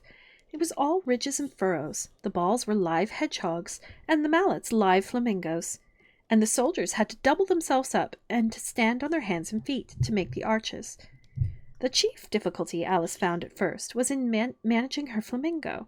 She succeeded in getting its body tucked away comfortably enough under her arm, with its legs hanging down, but generally, just as she had got its neck nicely straightened out and was going to give the hedgehog a blow with its head, it would twist itself around and look up at her face with such a puzzled expression that she could not help bursting out laughing, and when she had gotten its head down and was going to begin again, it was very provoking to find that the hedgehog had unrolled itself and was in the act of crawling away. Besides all this, there was generally a ridge or furrow in the way wherever she wanted to send the hedgehog to, and, as the doubled-up soldiers were always getting up and walking off to other parts of the ground, Alice soon came to the conclusion that it was a very difficult game indeed. The players all played at once, without waiting for turns, quarrelling all the while, and fighting for the hedgehogs, and in a very short time the queen was in a furious passion, and went stamping about and shouting, "Off with his head!" or "Off with her head!" about once a minute. Alice began to feel very uneasy. To be sure, she had not as yet had any dispute with the queen, but she knew that it might happen any minute. "And then," thought she, "what would become of me? They're dreadfully fond of beheading people here. The great wonder is that there's anyone left alive." She was looking about for some way of escape and wondering whether she could get away without being seen, when she noticed a curious appearance in the air. It puzzled her very much at first, but after watching it a minute or 2, she made it out to be a grin. And she said to herself, "Oh, it's the Cheshire Cat. Now I shall have somebody to talk to." "How are you getting on?" said the cat, as soon as there was mouth enough for it again for it to speak. Alice waited till the eyes appeared, and then nodded. It's no use speaking to it, she thought, till its ears have come, or at least one of them. In another minute the whole head appeared, and then Alice put down her flamingo and began to account of the game, feeling very glad she had someone to listen to her. The cat seemed to think that there was enough of it now in sight, and no more of it appeared. I don't think they play at all fairly, Alice began in rather complaining tone. They all quarrel so dreadfully, and one can't hear oneself speak. And they don't seem to have any rules in particular. At least if there are, nobody attends to them. And you've no idea how confusing it is. All the things being alive. For instance, there's the arch I've got to get through next, walking about at the other end of the ground, and I should have croqueted the Queen's hedgehog just now, only it ran away when it saw mine coming. How do you like the Queen? Said the cat in a low voice. Not at all, said Alice. She's so extremely... Just then she noticed that the Queen was close behind her, listening, so she went on, likely to win. That it's hardly worth finishing the game. The Queen smiled and passed on. Who are you talking to? Said the King, going up to Alice and looking at the cat's head with great curiosity. It's a friend of mine, a Cheshire cat, said Alice. Allow me to introduce it. I don't like the look of it at all, said the King. However, it may kiss my hand if it likes. I'd rather not, the cat remarked. Don't be impertinent, said the King, and don't look at me like that. He got behind Alice as he spoke. A cat may look at a king, said Alice. I've read that in some book, but I don't remember where. Well, it must be removed, said the King very decidedly, and he called the Queen, who was passing at the moment. My dear, I wish you would have this cat removed. The Queen had only one way of settling all difficulties, great or small. Off with his head, she said without even looking round. I'll fetch the executioner myself, said the King eagerly, and he hurried off. Alice thought she might as well go back and see how the game was going on, as she heard the Queen's voice in the distance screaming with passion. She had already heard her sentence 3 of the players to be executed for having missed their turns, and she did not like the look of things at all, as the game was in such confusion that she never knew whether it was her turn or not, so she went in search of her hedgehog. The hedgehog was engaged in a fight with another hedgehog, which seemed to Alice an excellent opportunity for croqueting one of them with the other. The only difficulty was that her flamingo was gone across to the other side of the garden, where Alice could see it trying in a helpless sort of way to fly up into a tree. By the time she had caught the flamingo and brought it back, the fight was over, and both the hedgehogs were out of sight. But it doesn't matter much, thought Alice, as all the arches are gone from the east side of the ground. So she tucked it away under her arm, and it might not escape again, and went back for a little more conversation with her friend.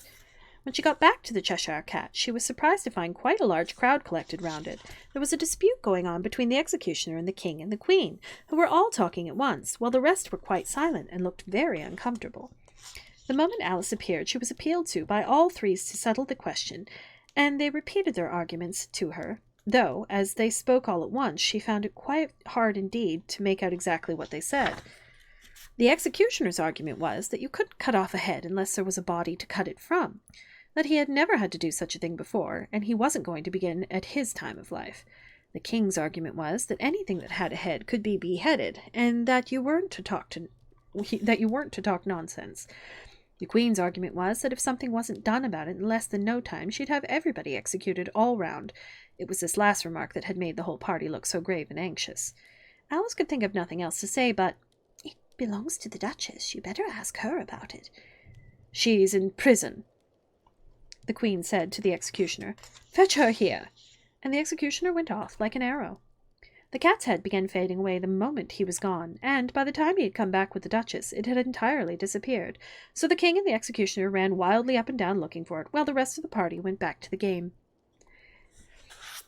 Chapter 9 The Mock Turtle's Story. You can't think how glad I am to see you again, you dear old thing," said the Duchess as she tucked her arm affectionately into Alice's, and they walked off together. Alice was very glad to find her in such a pleasant temper, and thought to herself that perhaps it was only the pepper that had made her so savage when they met in the kitchen. "When I'm a Duchess," she said to herself, not in a very hopeful tone, though, "I won't have any pepper in my kitchen at all. Soup does very well without. Maybe it's always pepper that makes people hot-tempered. She went on, very much pleased at having found out a new kind of rule. "And vinegar that makes them sour, and chamomile that makes them bitter, and barley sugar, and such things that make children sweet-tempered. I only wish I knew that. Then they wouldn't be so stingy about it, you know." She had quite forgotten the Duchess by this time, and was a little startled when she heard her voice close to her ear. "You're thinking about something, dear. And that makes you forget to talk. I can't tell you just now what the moral of that is, but I shall remember it in a bit." "Perhaps it hasn't one," Alice ventured to remark. "Tut, tut, child," said the Duchess. "Everything's got a moral, if only you can find it." And she squeezed herself up closer to Alice's side as she spoke. Alice did not much like keeping so close to her, first because the Duchess was very ugly, and secondly because she was exactly the right height to rest her chin upon Alice's shoulder, and it was an uncomfortably sharp chin. However, she did not like to be rude, so she bore it as well as she could. "The game's going on rather better now," she said, by way of keeping up the conversation a little. "'Tis so," said the Duchess, "and the moral of that is, oh, 'tis love. 'Tis love that makes the world go round." "Somebody said," Alice whispered, "that it's done by everybody minding their own business."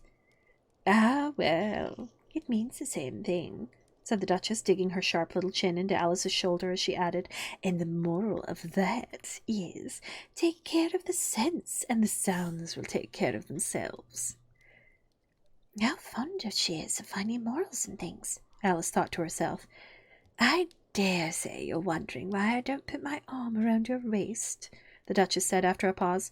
"The reason is that I'm doubtful about the temper of your flamingo. Shall I try the experiment?" "He might bite," Alice had cautiously replied, not feeling at all anxious to have the experiment tried. "Very true," said the Duchess. "Flamingos and mustard both bite. And the moral of that is, birds of a feather flock together." "Only mustard isn't a bird," Alice remarked. "Right as usual," said the Duchess. "What a clear way you have of putting things." "It's a mineral, I think," said Alice. "Of course it is," said the Duchess, who seemed readily to agree to everything that Alice said.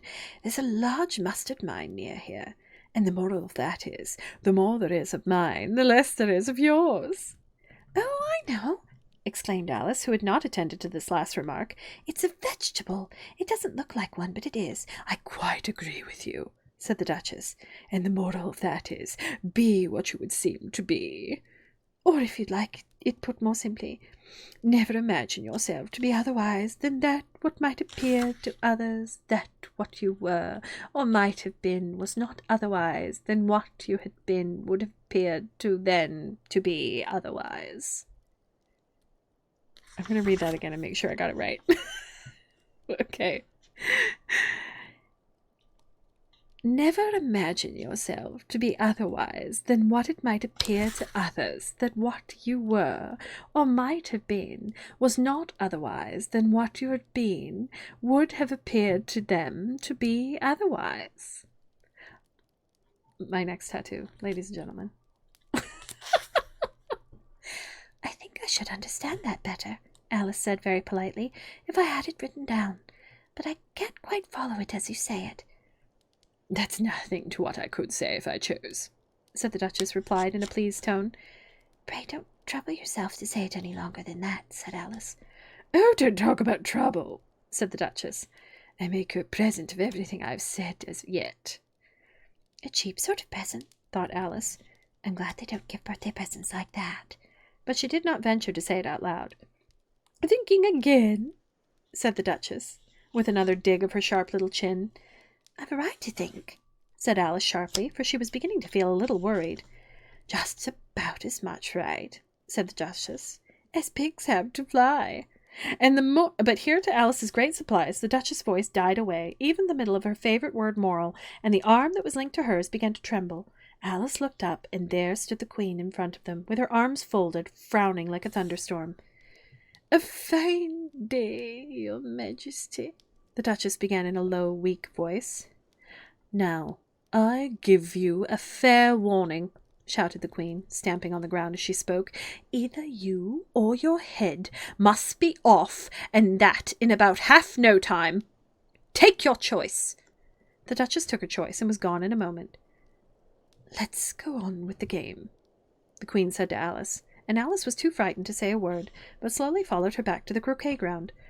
The other guests had taken advantage of the Queen's absence and were resting in the shade. However, the moment they saw her, they hurried back to the game, the Queen merrily remarking that the moment's delay would cost them their lives. All the time they were playing, the Queen never left off quarrelling with the other players and shouting, "Off with his head!" or "Off with her head!" Those whom she sentenced were taken into custody by soldiers, who of course had to leave off being archers to do this, so that by the end of half an hour or so there were no archers left, and all the players, except the King, the Queen, and Alice, were in custody and under sentence of execution. Then the Queen left off, quite out of breath, and said to Alice, "Have you seen the mock turtle yet?" "No," said Alice. "I don't even know what a mock turtle is." "It is the thing mock turtle soup is made from," said the Queen. "I never saw or heard of one," said Alice. "Come on, then," said the Queen, "and he shall tell you his story. His history. Sorry."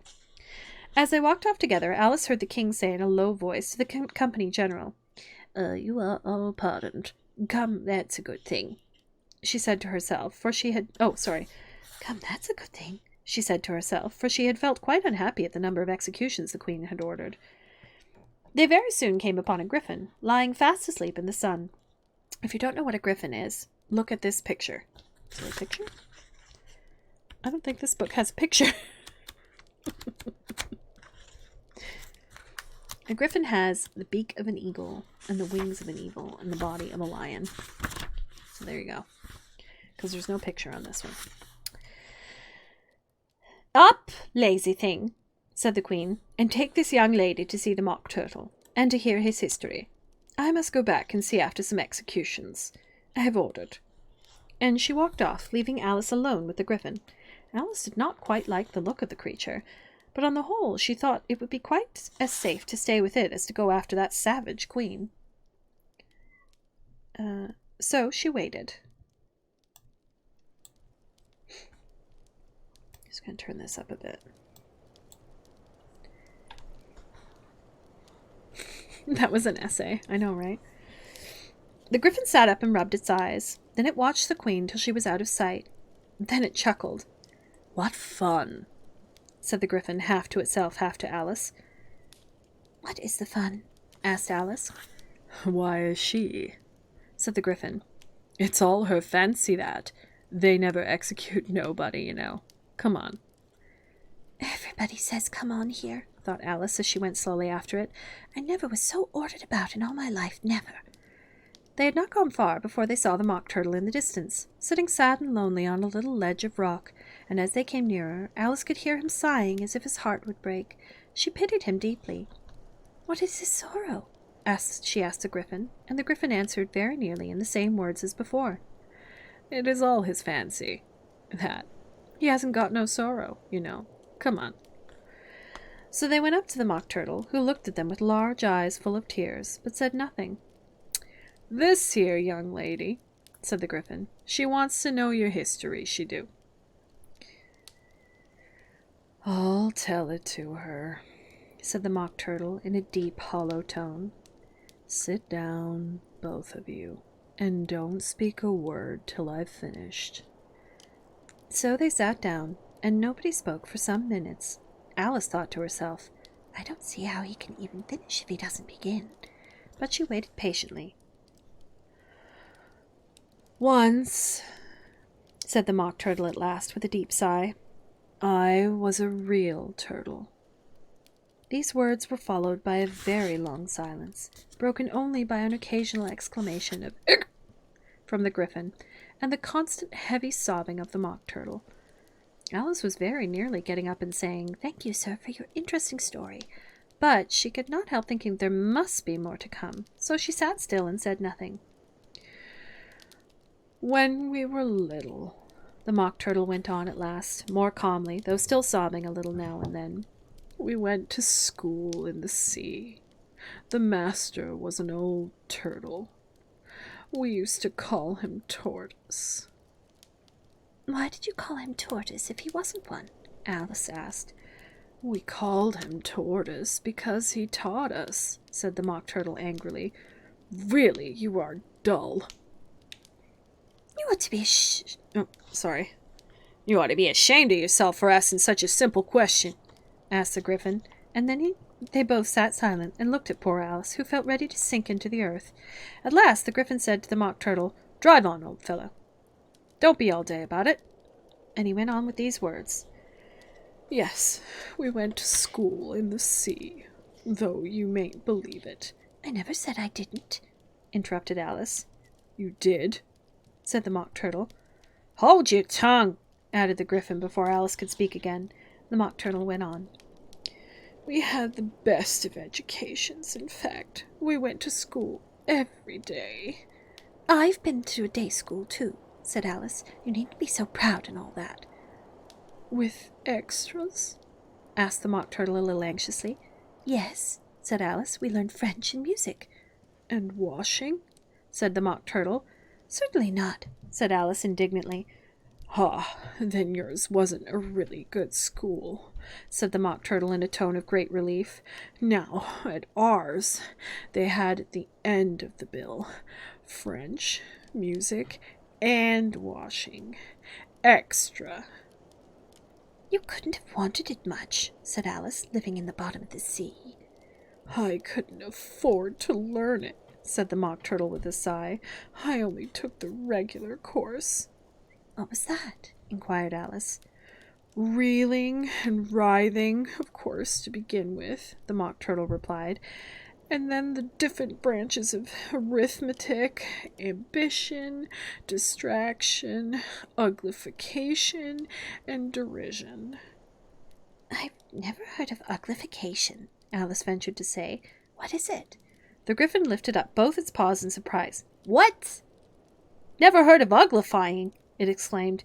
You know what to beautify is, I suppose? Yes, said Alice doubtfully. It means to make anything prettier. Well then, said the Griffin went on, if you don't know what to uglify is, you are a simpleton. Alice did not feel encouraged to ask any more questions about it, so she turned to the Mock Turtle and said, What else had you to learn? Well, there was mystery, the Mock Turtle replied, counting off the subject on his flappers. Mystery, ancient and modern, with seaography, then drawling. The drawling master was an old conger eel that used to come once a week. He taught us drawling, stretching, and fainting in coils. What was that like? said Alice. Well, I can't show it to you myself, the Mock Turtle said. I'm too stiff, and the Griffin never learnt it. Hadn't time, said the Griffin. I went to the classics master, though. He was an old crab, he was. I never went to him, the Mock Turtle said with a sigh. He taught laughing and grief, they used to say. So he did, said the Griffin, sighing in its turn, and both creatures hid their faces in their paws. And how many hours a day did you do lessons? said Alice in a hurry to change the subject. 10 hours the first day, said the Mock Turtle, 9 the next, and so on.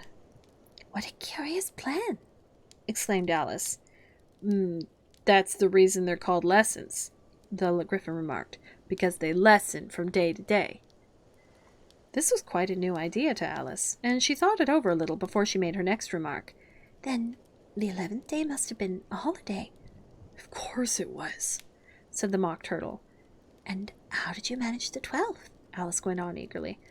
That's enough about lessons, said the Griffin, interrupted in a very decided tone. Tell her something about the games now. Chapter 10. The Lobster Quadrille. The Mock Turtle sighed deeply and drew the back of one flapper across his eyes. He looked at Alice and tried to speak, but for a minute or two sobs choked his voice. Same as if he had a bone in his throat, said the Griffin, and it set to work shaking him and punching him in the back, and at last the Mock Turtle recovered his voice, and with tears running down his cheeks he went on again.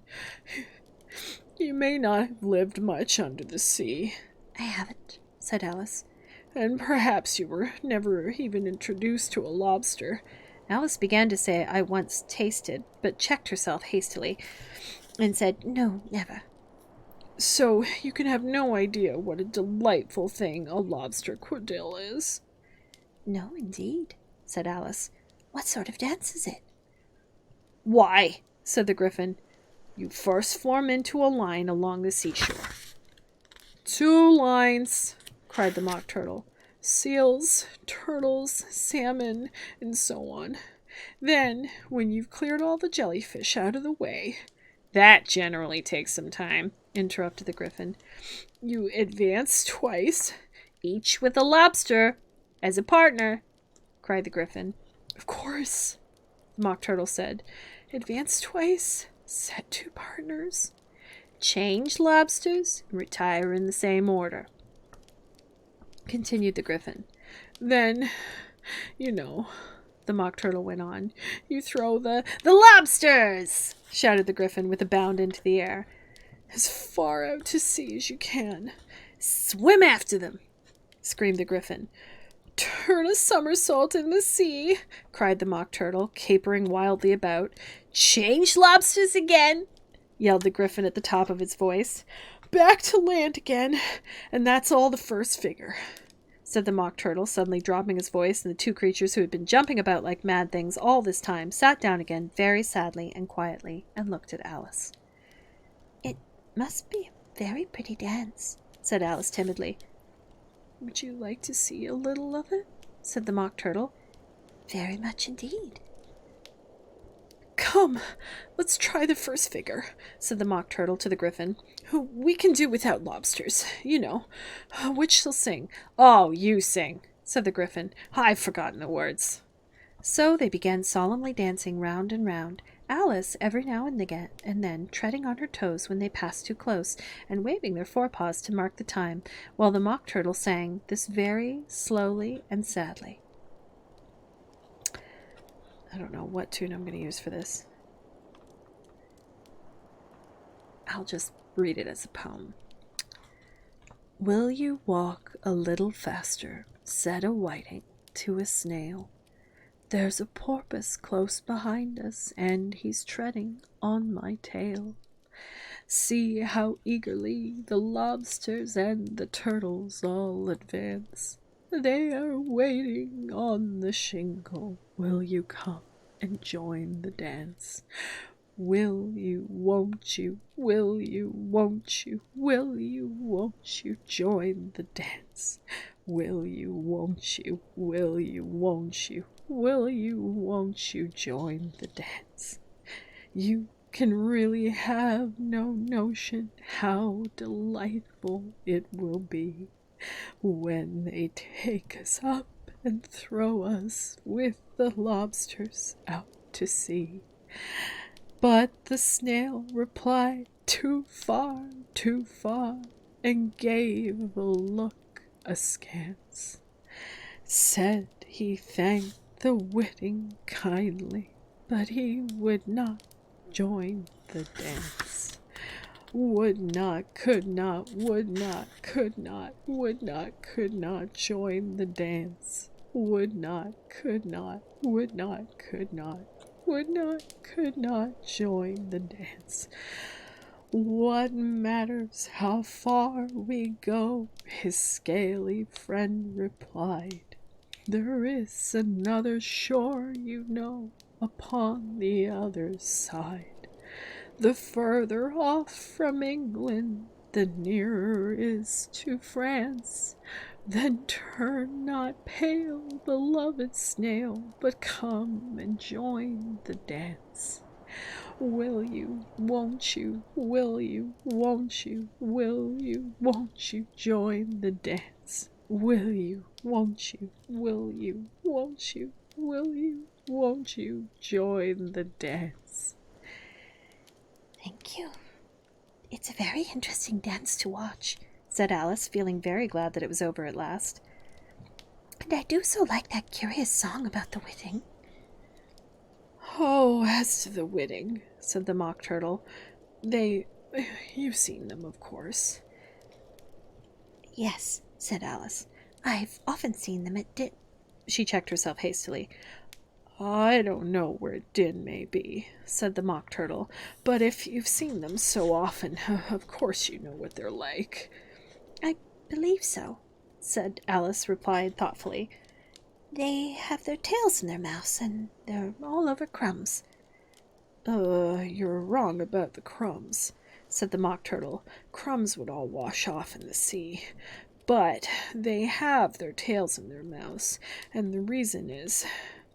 Here the Mock Turtle yawned and shut his eyes. Tell her about the reason and all that, he said to the Griffin. The reason is, said the Griffin, that they would go with the lobsters to the dance. So they got thrown out to sea, so they had to fall a long way, so they got their tails fast in their mouths, so they couldn't get them out again. That's all. Thank you, said Alice. It's very interesting. I never knew so much about a wedding before. I can tell you more than that if you like, said the Griffin. Do you know why it's called a wedding? I never thought about it, said Alice. Why? It does the boots and shoes, the Griffin replied very solemnly. Alice was thoroughly puzzled. Does the boots and shoes? She repeated in a wondering tone. Why, what are your shoes done with? Said the Griffin. I mean, what makes them so shiny? Alice looked down at them and considered a little before she gave her answer. They're done with blackening, I believe.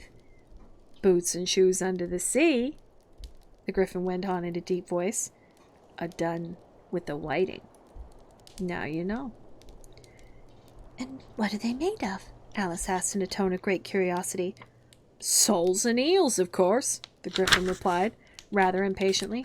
Any shrimp could have told you that. If I'd been the whiting, said Alice, whose thoughts were still running on the song, I'd have said to the porpoise, keep back, please. We don't want you with us. They were obliged to... Oh. Wrong voice. They were obliged to have him with them, the Mock Turtle said. No wise fish would go anywhere without a porpoise. Wouldn't it really?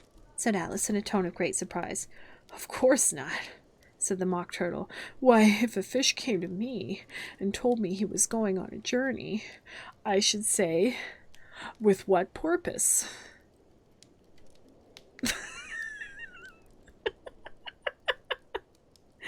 Oh, my ears. Oh my goodness. A pun. Where was I? Oh no, I missed a page. Oh, here we go. Don't you mean purpose? Said Alice. I mean what I say, the Mock Turtle replied in an offended tone. And the Griffin added, Come, let's see some of your adventures. I could tell you my adventures beginning from this morning, said Alice, a little timidly, but it's no use going back to yesterday because I was a different person then. Explain all that, said the Mock Turtle.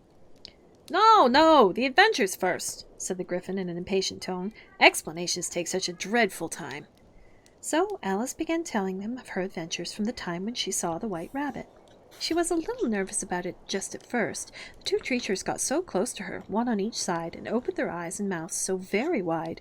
But she gained courage as she went on. Her listeners were perfectly quiet till she got to the part about her repeating, You are old, Father William, to the caterpillar, and the words all coming different. And then the Mock Turtle drew a long breath and said, That's very curious. It's all about as curious as it can be, said the Griffin. It all came out different? The Mock Turtle repeated thoughtfully. I should like to hear her try and repeat something now. Tell her to begin. He looked at the Griffin as if he thought it had some kind of authority over Alice. Stand up and repeat, 'Tis the voice of the sluggard, said the Griffin. How the creatures ought to run about and make one repeat lessons, thought Alice. I might as well be at school at once. However, she got up and began to repeat it, but her head was so full of the lobster quadrille that she hardly knew what she was saying, and the words came out very queer indeed. 'Tis the voice of the lobster, I heard him declare. You have baked me too brown, I must sugar my hair. And as a duck with his eyelids, so he with his nose trims his belt and his buttons, and turns out his toes. When the sands are all dry, he is gay as a lark, and will talk in contemptuous tones of the shark. but when the tide rises and sharks are around, his voice has a timid and tremulous sound. That's different from what I used to say when I was a child, said the Gryphon. Well, I never heard it before, said the Mock Turtle, but it sounds uncommon nonsense. Alice said nothing. She had sat down with her face in her hands, wondering if anything would ever happen in a natural way again. I should like to have it explained, said the Mock Turtle. She can't explain it, said the Gryphon hastily. Go on with the next verse. But about his toes? The Mock Turtle persisted. How could he turn them out with his nose, you know? It's the first position in dancing, Alice said, but was dreadfully puzzled by the whole thing and longed to change the subject. Go on with the next verse, the Gryphon repeated. It begins, I passed by his garden. Alice did not dare disobey, though she felt sure it would all come out wrong, and she went on in a trembling voice. I passed by his garden and marked with one eye how the owl and the panther were sharing a pie. The panther took pie crust and gravy and meat, while the owl had the dish as its share of the treat. When the pie was all finished, the owl, as a boon, was kindly permitted to pocket the spoon, while the panther received knife and fork with a growl, and concluded the banquet by... What is the use of repeating all that stuff? The Mock Turtle interrupted. If you don't explain it as you go on, it is by far the most confusing thing I ever heard. Yeah, I think you better leave off, said the Gryphon, and Alice was only too glad to do so. Shall we try another figure of the lobster quadrille? The Gryphon went on. Or would you like the Mock Turtle to sing you a song? Oh, a song, please, if the Mock Turtle would be so kind, Alice replied so eagerly that the Gryphon said in a rather offended tone, Huh, no accounting for tastes. Sing a turtle soup, will you, old fellow? The Mock Turtle sighed deeply and began in a voice sometimes choked with sobs to sing this. Beautiful soup, so rich and green, waiting in a hot tureen. Who for such dainties would not stoop? Soup of the evening, beautiful soup. Soup of the evening, beautiful soup. Beautiful soup. Beautiful soup. Soup of the evening, beautiful, beautiful soup.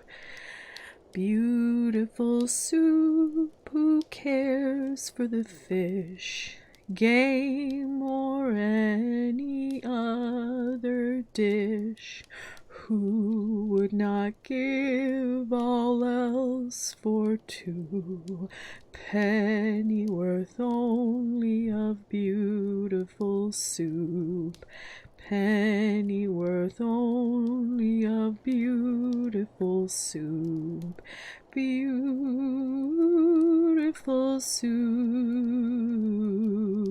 Beautiful soup. Soup of the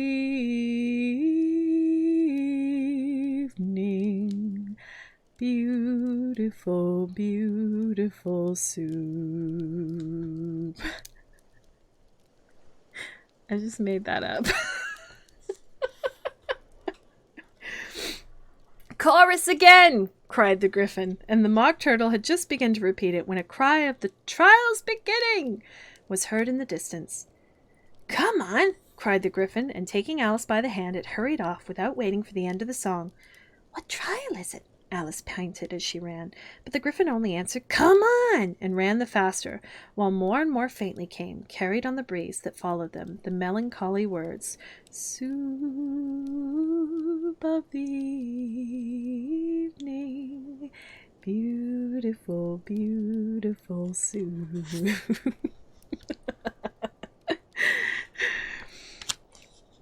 Chapter 11.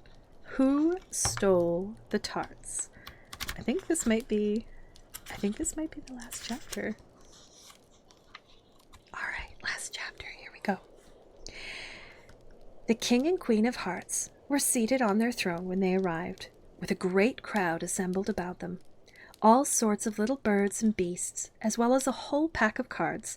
The knave was standing before them in chains, with a soldier on each side to guard him, and near the king was the white rabbit, with a trumpet in one hand and a scroll of parchment in the other. In the very middle of the court was a table with a large dish of tarts upon it. They looked so good that it made Alice quite hungry to look at them. "I wish they'd get the trial done," she thought, "and hand round the refreshments."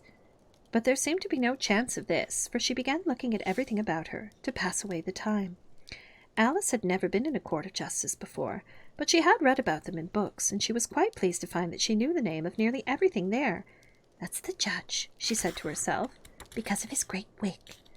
The judge, by the way, was the king, and as he wore his crown over the wig, he did not look at all comfortable, and it was certainly not becoming. "And that's the jury box," thought Alice, "and those 12 creatures. She was obliged to say creatures, you see, because some of them were animals and some of them were birds. I suppose they are jurors."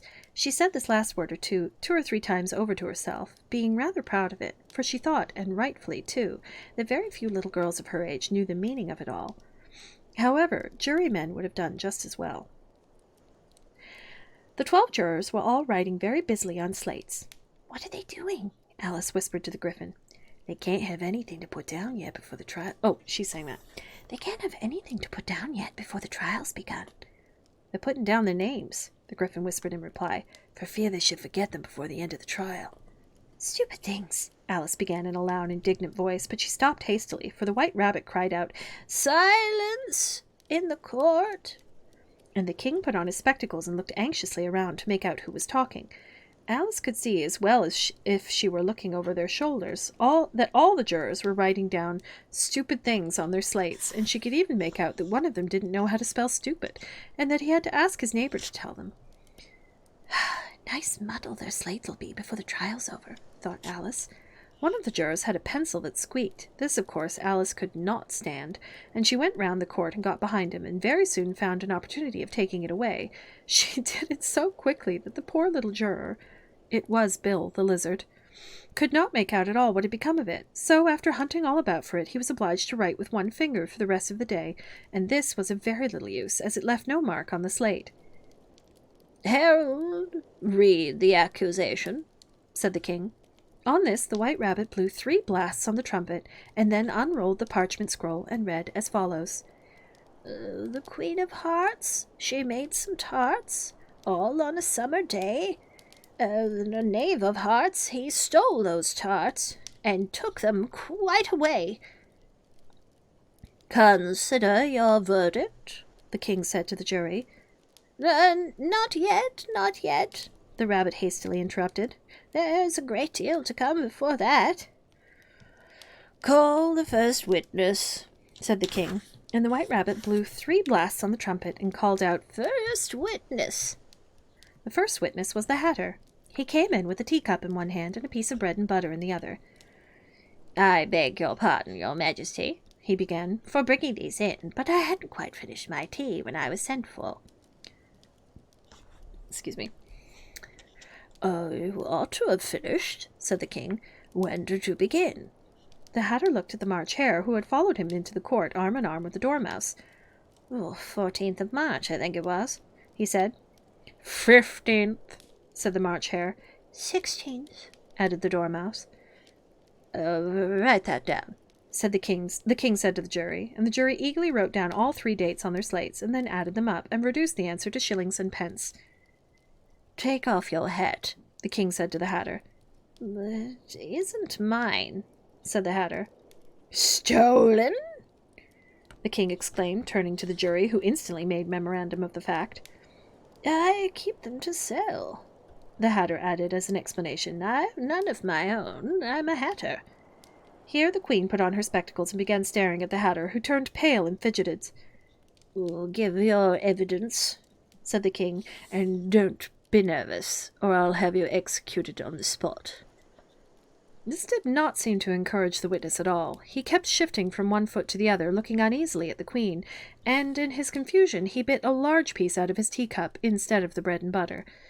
Just at this moment Alice felt a very curious sensation, which puzzled her a good deal until she made out what it was. She was beginning to grow again.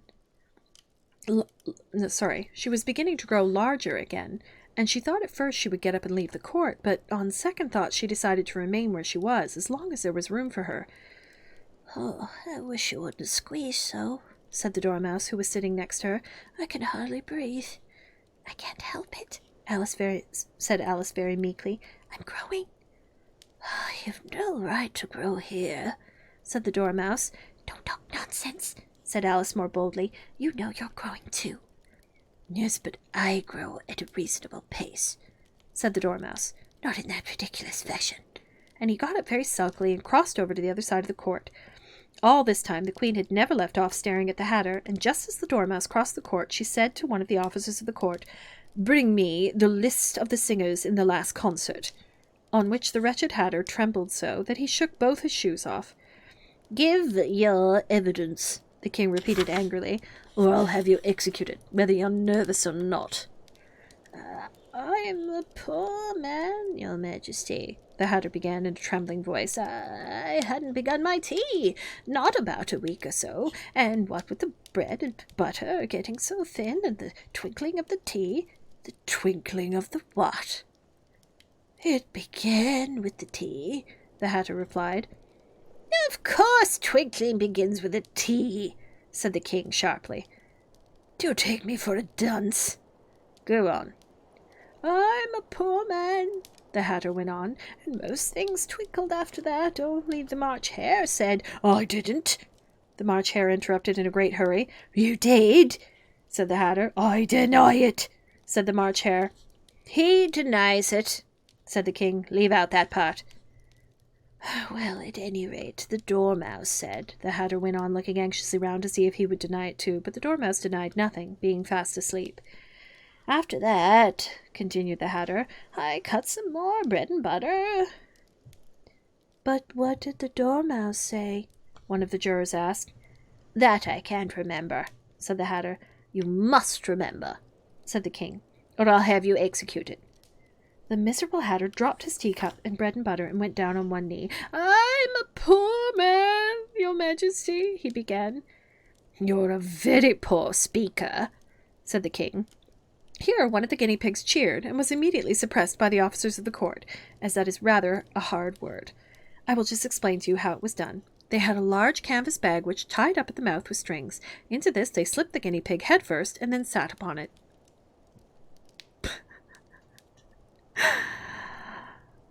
"I'm glad I've seen that done," thought Alice. "I've so often read in the newspapers at the end of trials there was some attempt at applause which was immediately suppressed by the officers of the court, and I never understood what it meant till now." "If that's all you know about it, you may stand down," continued the King. "I can go no lower," said the Hatter. "I'm on the floor as it is." "Then you may sit down," the King replied. Here the other guinea pig cheered and was suppressed. "Come, that finished the guinea pigs," thought Alice. "Now we shall get on better." "I'd rather finish my tea," said the Hatter with an anxious look at the Queen, who was reading the list of singers. "You may go," said the King, and the Hatter hurriedly left the court, without even waiting to put his shoes on.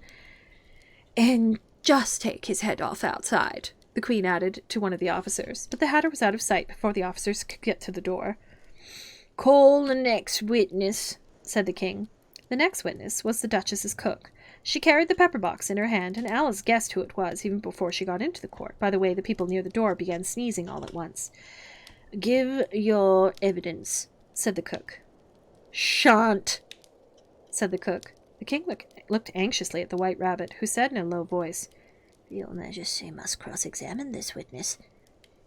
"Well, if I must," the King said, with a melancholy air, and after folding his arms and frowning at the cook till his eyes were nearly out of sight, he said in a deep voice, "What are the tarts made of?"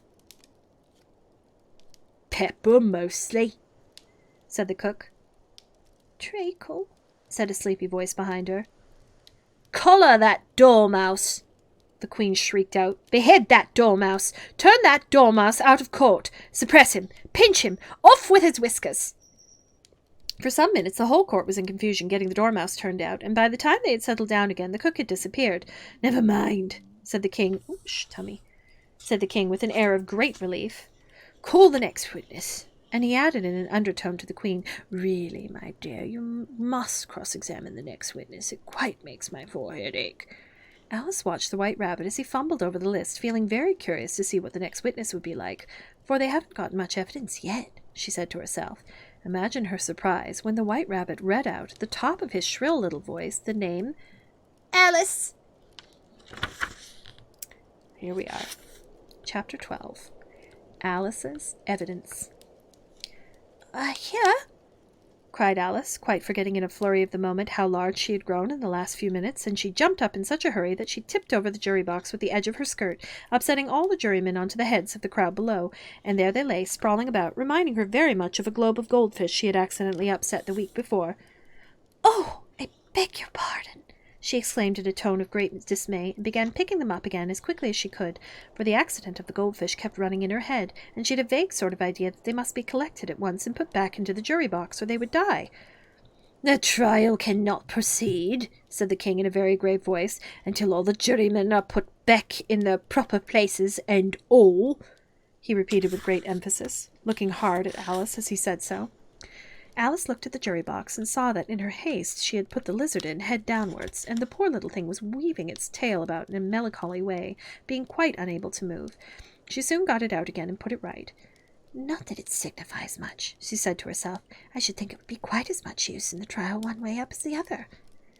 As soon as the jury had a little recovered from the shock of being upset, and their slates and pencils had been found and handed back to them, they set to work very diligently to write out a history of the accident, all except the lizard, who seemed too much overcome to do anything but sit with his mouth open, gazing up into the roof of the court. What do you know about this business? The king said to Alice. Nothing, said Alice. Nothing whatever, persisted the king. Nothing whatever, said Alice. That is very important, the king said, turning to the jury. They were just beginning to write this down on their slates when the White Rabbit interrupted. Unimportant, your majesty means, of course, he said in a very respectful tone, but frowning and making faces at him as he spoke. Unimportant, of course I meant, the king hastily said, and went on to himself in an undertone. Important, unimportant, important, unimportant, as if he were trying which word sounded best. Some of the jury wrote down important, and some unimportant. Alice could see this, as she was near enough to look over their slates. But it doesn't matter a bit, she thought to herself. At this moment the king, who had been for some time busily writing in his notebook, cackled out, Silence! And read out from his book. Rule 42. All persons more than a mile high to leave the court. Everybody looked at Alice. I'm not a mile high, said Alice. You are, said the king. Nearly 2 miles high, added the queen. Well, I shan't go at any rate, said Alice. Besides, that's not a regular rule. You invented it just now. It's the oldest rule in the book, said the king. Then it ought to be number 1, said Alice. The king turned pale and shut his notebook hastily. Consider your verdict, he said to the jury in a low, trembling voice. There's more evidence to come yet, please, your majesty, said the White Rabbit, jumping up in a great hurry. This paper has just been picked up. What's in it? Said the queen. I haven't opened it yet, said the White Rabbit. But it seems to be a letter written by the prisoner to somebody. It must have been that, said the king, unless it was written to nobody, which isn't usual, you know. Who is it directed to? said one of the jurymen. It isn't directed at all, said the White Rabbit. In fact, there's nothing written on the outside. He unfolded the paper as he spoke, and added, It isn't a letter after all, it's a set of verses. Are they in the prisoner's handwriting? asked another of the jurymen. No, they're not, said the White Rabbit. And that's the queerest thing about it. The jury all looked puzzled. He must have imitated somebody else's hand, said the king. The jury all brightened up again. Please, your majesty, said the knave. I didn't write it, and they can't prove I did. There's no name signed at the end.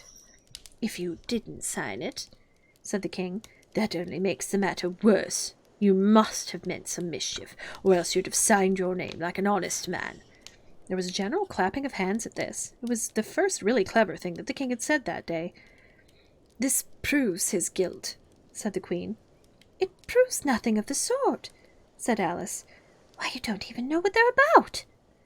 Read them, said the king. The White Rabbit put on his spectacles. Where shall I begin, please, your majesty? He asked. Begin at the beginning, the king said gravely, and go on till you come to the end. Then stop. There was dead silence in the court whilst the White Rabbit read out these verses. They told me you had been to her, and mentioned me to him. She gave me a good character, but said I could not swim. He sent them word I had not gone. We know it to be true. If she should push the matter on, what would become of you? I gave her one, they gave him two. You gave us 3 or more. They all returned from him to you, though they were mine before. If I or she should chance to be involved in this affair, he trusts to you and set them free exactly as we were. My notion was that you had been, before she had this fit, an obstacle that came between him and ourselves and it.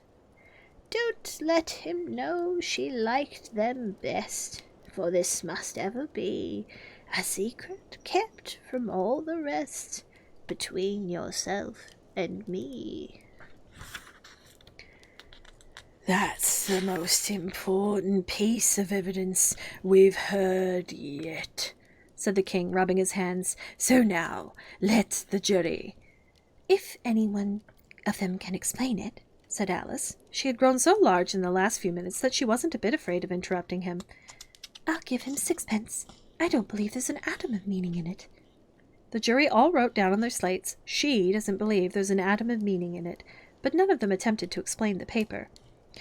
If there's no meaning in it, said the king, that saves a world of trouble, you know, and we needn't try to find any. And yet, I don't know, he went on, spreading out the verses on his knee and looking at them with one eye. I seem to see some meaning in them. After all, said I could not swim. You can't swim, can you? He added, turning to the knave. The knave shook his head sadly. Do I look like it? He said, which he certainly did not, being made entirely of cardboard. All right so far, said the king, and he went on muttering over the verses to himself. We know it to be true. That's the jury, of course. I gave her 1, they gave him 2. Why, that must be what he did with the tarts, you know. But it goes on, they all returned from him to you. Oh, no, sorry, that's Alice. But it goes on, they all returned from him to you, said Alice. Why, there they are, said the king triumphantly, pointing to the tarts on the table. Nothing can be clearer than that. Then again, before she had this fit. You never had fits, my dear, I think, he said to the queen. Never, said the queen furiously, throwing an inkstand at the lizard as she spoke. The unfortunate little Bill had left off writing on his slate with one finger as he found it made no mark, but he now hastily began again using the ink that was trickling down his face as long as it lasted. Then the words don't fit you, said the king, looking round the court with a smile. There was a dead silence. It's a pun, the king added in an offended tone, and everybody laughed. Let the jury consider the verdict, the king said, for about the 20th time that day. No, no, said the queen. Sentence first, verdict afterwards. Stuff and nonsense, said Alice loudly. The idea of having the sentence first. Hold your tongue, said the queen, turning purple. I won't, said Alice. Off with her head, said the queen, turning The queen shouted at the top of her voice.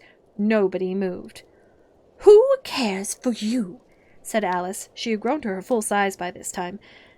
You're nothing but a pack of cards. At this time, the whole pack rose up into the air and came flying down upon her. She gave a little scream, half of fright and half of anger, and tried to beat them off, and found herself lying on the bank with her head in the lap of her sister, who was gently brushing away some dead leaves that had fluttered down from the trees upon her face. "Wake up, Alice, dear," said her sister. "Why, what a long sleep you've had." "Oh, I've had such a curious dream," said Alice, and she told her sister, as well as she could remember them, all these strange adventures of hers that you have just been reading about. And when she had finished, her sister kissed her and said, "It was a curious dream, dear, certainly. But now run into your tea. It's getting late."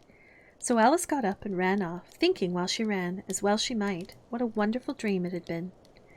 But her sister sat still just as she left, leaning her head on one hand, watching the setting sun, and thinking of little Alice and all of her wonderful adventures, till she too began dreaming after a fashion, and this was her dream.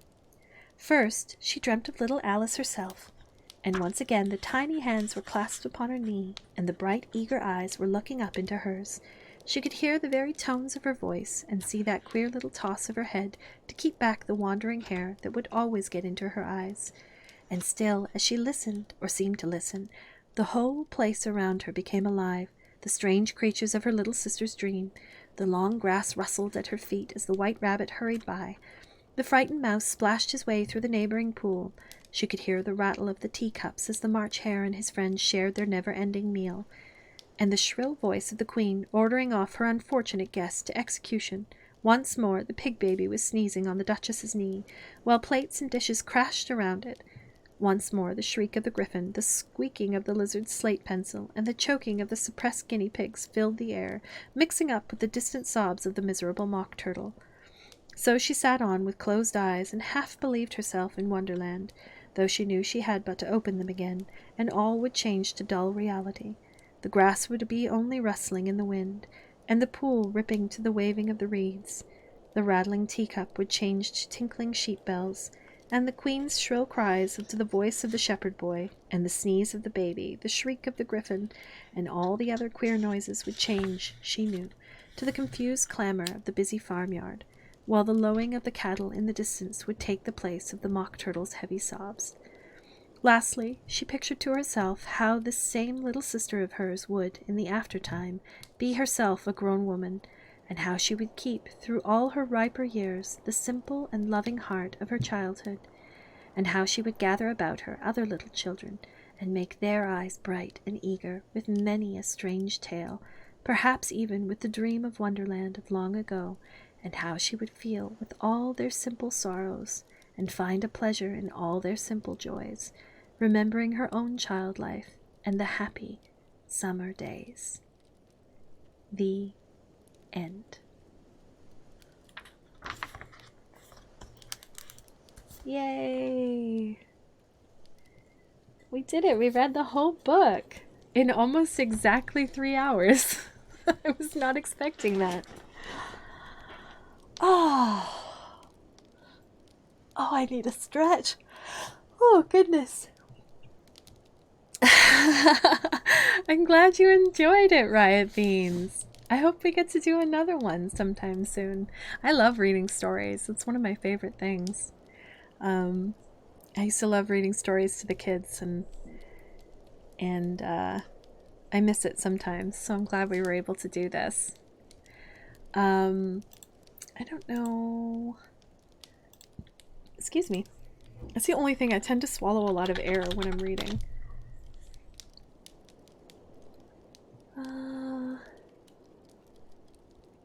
There's nobody really on right now, so I don't think we're going to do a raid tonight. I think we'll just leave it at that, because it was a bedtime story after all. Thanks, Pasta. Well, thank you so much, everybody who joined me tonight. I hope it was relaxing and just a chill little story time. I definitely enjoyed myself. Let's, here, wait. It's my see-through hair. But yeah, I hope we get to do this again. This was fun. Maybe we'll set it up as another goal. laying here on the couch at 7:30 p.m. ready for bed. Absolutely. Yeah, me too. I have to work in the morning, so it's 10:30 for me here, so I'm gonna get off to bed after this.